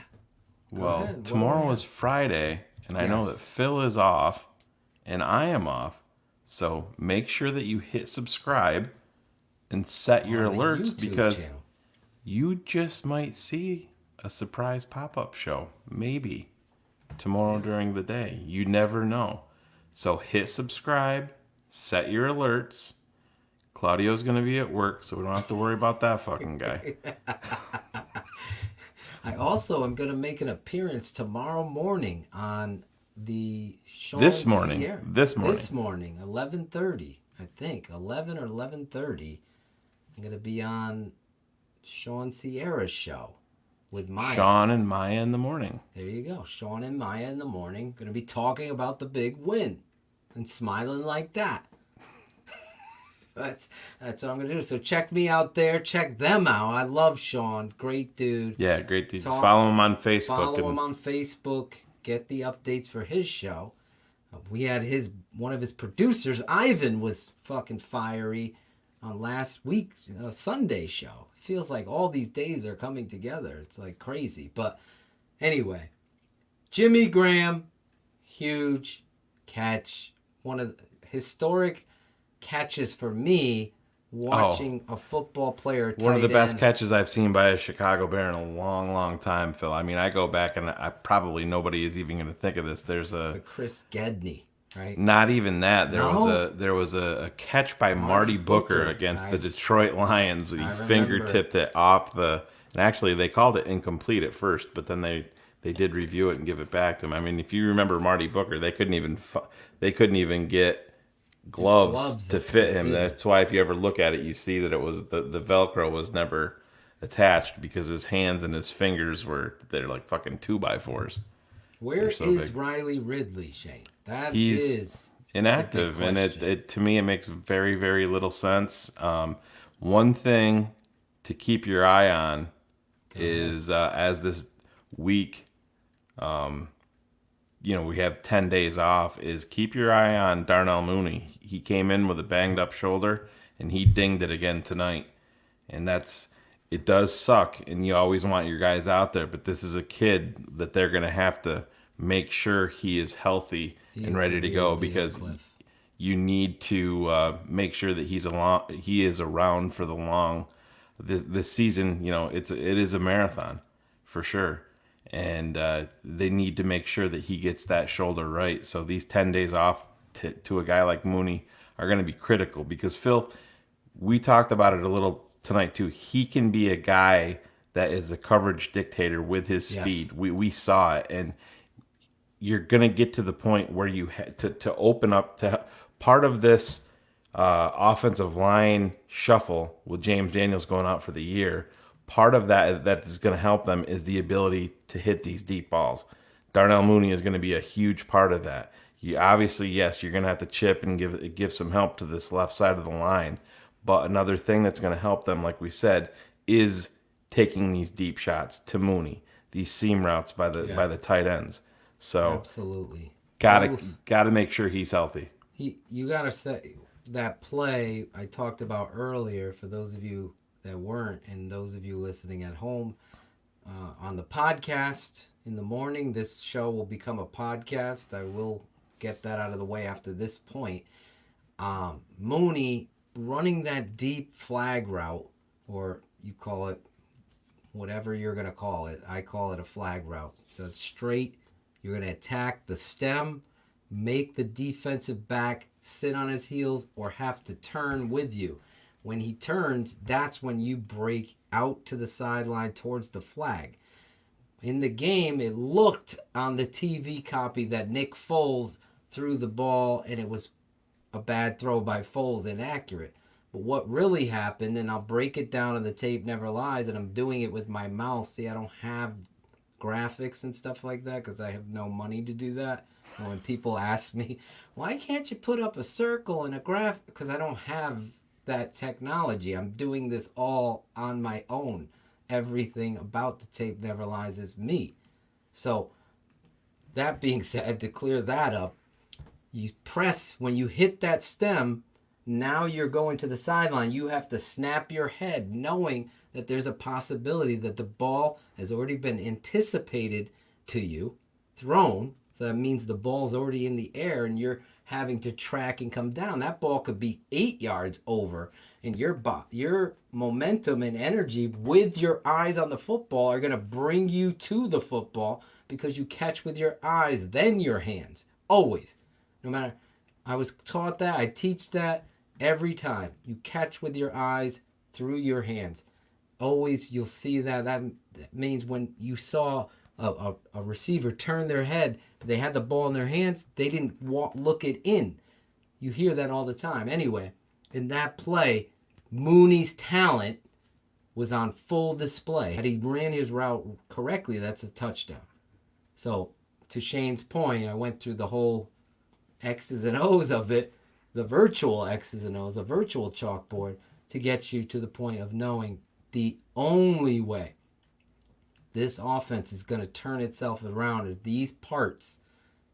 I'm telling you, I have the remedy here. Tight end help all the time for Leno. You're going to have to help him. Critical.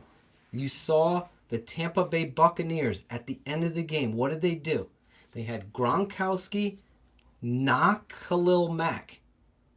Their goal was to take. That's what you have to do. They know. They took out Mack. Somebody else has to step up. They did. But that's what you got to do for the Walrus. Let's get it. I know you can't. I can't wait to get the all 22. It's not going to be out till next week. That's the truth. So the third.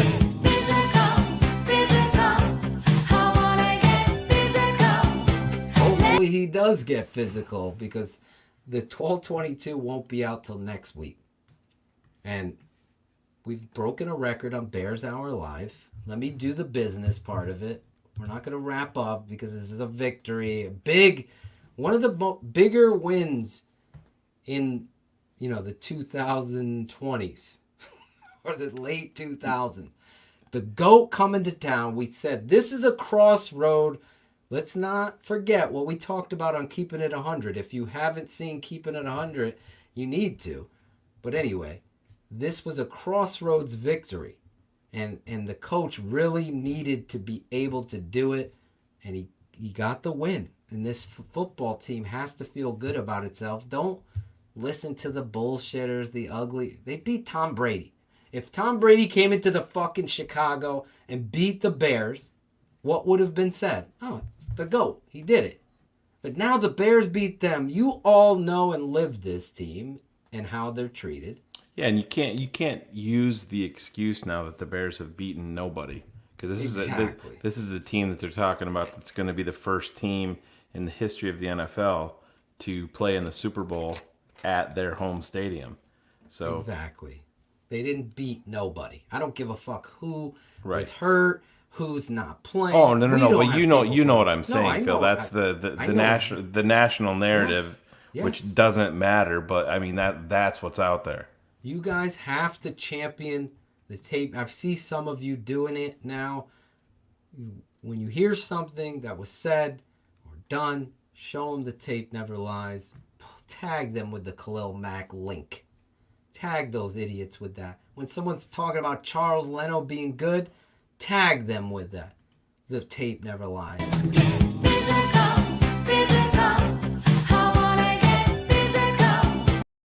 I don't know who's doing that, but every week, this show, if you're not catching it here live in the video stream, you can catch it here. Keeping It 100 can be found on all podcast streaming apps: iTunes, Spotify, iHeartRadio, Stitcher, Overcast, Castbox, Deezer, and finally, officially on Google Music and Podcasts. It's Keeping It 100 with Phil and Shane.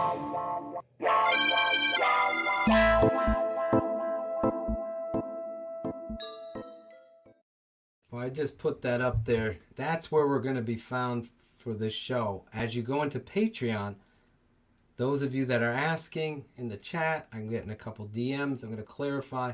The audio version of the show will also be sent to you personally.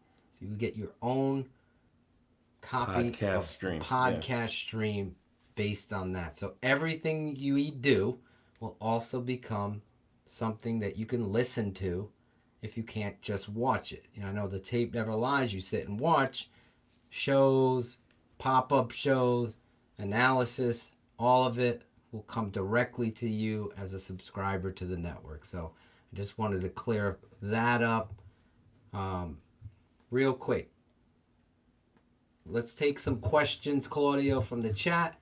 If you guys have a question, you guys have anything you want as we get this show to a close, because Shane and I have got to go to sleep. I know there was a question about, Charles Leno. I don't know or think that if they didn't make that move tonight, obviously they put Bars in at guard. Spriggs is clearly their number 2 or swing tackle. Are they going to move Spriggs? I would like to see it. I would like to know what it is they want to do with that and make some competition in regards to Spriggs and Leno. I think that would be some great stuff. Is there any questions from the chat? If not, what was your previous question? I asked my previous question. Well, there's this one, Phil. Go Oh, ahead. not that one. Claudio's clicking on them at the same time, I think. Okay. I lost it now. Will Nagy learn what Right. Foles wanted? I hope that Coach Nagy. Well, it's all about up tempo, Phil. That's we know that. That's what he's talking about. You get the Bucs. I think coming into this game, I think Carr's had a stat. It was like 42% or 45% of the time they blitz, and you can get this defense on their heels with a guy that can process pretty quickly with Nick Foles. So yeah, that is a big part of it. How many yards will Big Dick Nick throw for this year, Shane? What are you projecting here? I have no idea. I'm not a big guesser of I'm not yards. A stat guy. I mean, it's impossible to. You can go out and have a quarterback change next week because of an injury, or lose another offensive lineman. We need to stack W's. I'm not worried about stats. Just we want one stat. We want to go 1-0 every week. That should be Bears fans' goal, and that's what we should worry about. I don't care about stats from the quarterback. I want W's. This is a great question, Zach. How do you believe, I have to read it for the podcast, we can successfully run the ball? Does it take commitment, or is it the O-line? I know Both. this is going to be gimmicky to some people, but it is what Shane said. It is both, because you can't get better without reps to practice and teach, repetition and technique and fundamentals. You have to be a stickler on their ass to stay low and maintain contact with the defense. All of that, because a lot of people think that offensive linemen are dumb and they're the big burly ones, but really the whole strategy is to make sure you got the front blocked up, and those guys have to really understand their assignments. And then on top of understanding your assignment, you have to be fundamentally sound and physical. So it needs both of those things to really be, to where you're going to make a big run in the playoffs. Well, it's a mentality, and they lost a big part of that tonight. Yeah, they did. It's disappointing, the news of James Daniels out for the season.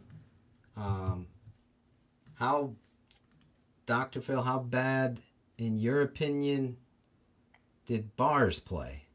Claudio moved it off the board when I was answering it, but for those of you at home, Bars, to me, came in the first play. He pulled the walrus and then looked overwhelmed on the screen. Again, throughout the game, he became less obvious, which means to me on first glance, because I wasn't studying him, I was very concerned about his partner giving up a late now you sack. have them. Now They're bunkmates. Yeah, and that's and then that's a Massey problem. also fucking did not play his best game. So now you got three guys. If Massey could have blocked that one up well, they had Mooney deep. Oh my God. And they had Cordarrelle Patterson. Yeah, on that one on the corner route. Corner route too. Yep. I don't know if Cordarrelle would have caught it. Yeah, that's the question. But That's the but the one that they did Mooney was gone. He was gone. If the ball got there or not, that's another question. But that was on Massey. All right. Last question, Claudio. Is this it? Are we always going to be waiting for the comeback? I'm sick of sweating these games out. Yeah, you have to come out and I said punch it him to in the my mouth wife. early. My wife fell asleep. She wasn't feeling good, but I let Shane, stay up for the whole half. And now he's going to be excited. My son stayed up, but then he didn't make it very long. No. It's been a big and long day around the Marsaw house today. Yes, it has. I know. So, and my Dodgers won tonight. Yeah, thank you. Happy for you. So happy for you. Good stuff going on in the Marsaw house. But yeah, wife went to bed, and I said, typical Bears, this is going to come down to the final drive. I already could feel it. She's like, well, good luck. I'm going to bed. So there you go. Really appreciate everybody tuning in. We are going to be back live possibly tomorrow, as Shane has said. Check me out on Sean and Maya in the morning tomorrow. I'll be making an appearance there. 100 crew assemble. We might be coming live because we don't play for 10 days. We might be live over the weekend and enjoying a show with you guys. So all the major news and announcements, I've always kept it 100 with you. That this show was going to go patronage, $7 a month. I did the math with all the extras. And remember, the 30-minute tape never lies aren't going to be 30 minutes for free anymore. I'm going to condense that down for free. And those patronage members are going to get the whole kit and caboodle, as we would say. So yes, there will possibly be, Nathan, a Walrus special for patronage people that we've been working on. I think it's going to be pretty dope. Pretty dope stuff. He's going to have to get physical.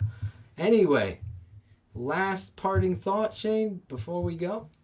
Now, right, wrong, or indifferent, Phil, we talked to, the guy that asked about the stats. It's not about that. Most important thing, end of the day, is they came away from this game at 4-1. And that's really all that matters. You can not believe in the Bears, believe in the Bears, whatever. If you keep on stacking wins, it's going to build confidence. And when, Phil, there is issues on this team, but when you keep winning, you're buying yourself more time to fix those issues. So that is more important than anything else tonight. Exactly. The GOAT came to Soldier Field, and the GOAT is flying back to Tampa with an L around his neck. Guys, victory, you gotta love it. Victory Fridays are gonna be, and we're here late into the night on the East Coast. Got nothing but love for you. The Bears pulled it off, beating the GOAT, like Shane said.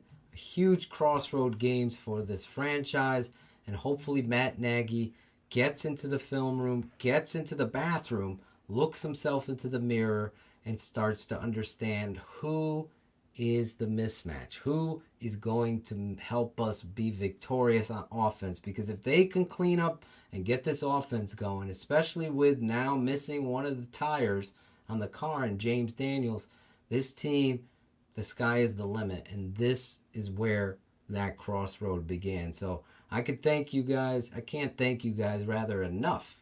And thank you, Claudio, for producing, staying up late into the night, bring him back in. Appreciate you. I'm a little tired, but hey, you know what? It was worth it. The game was amazing, and trying to keep up with these fans, it's crazy. We were at 1,400 watchers at one point. I mean, that was amazing. And still now, 2 in the morning. Over 535 people. It's great. Still joining us, and that's where I sign off. You want to do one more quick? Here you go. Here's one more thing for you. No, it's a patronage question. There you go. Perfect. Oh, everybody take it. There's a question on patronage. Yeah. And everybody and the expert picks all took. That's compliments of Chubbs in the chat room. Hey, thank you, Chubbs. Hey, as soon as you know how to sign up for patronage, I need to know. Not sure if that's through Shy City Sports. This is a good question.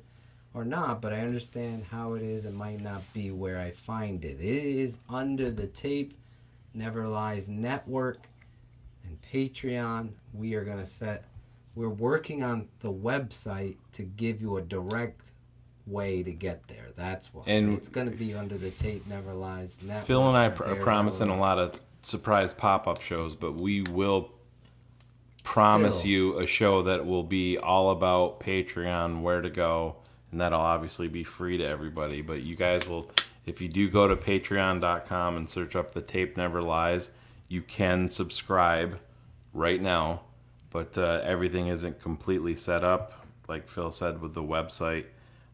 There's a few people that have already signed up, and we do appreciate that. But as soon as we want to lock everything into place first, and Phil and I will come on here and talk to you guys, and maybe Jim will come on with us. Yep. For a couple of minutes and talk about it, because as soon as everything is locked in, we promise we will let you guys know. And because you guys are a big part of what we are going to be doing moving forward, and we can't do it without you 100 crew. So we totally appreciate that. Some swag. That's coming.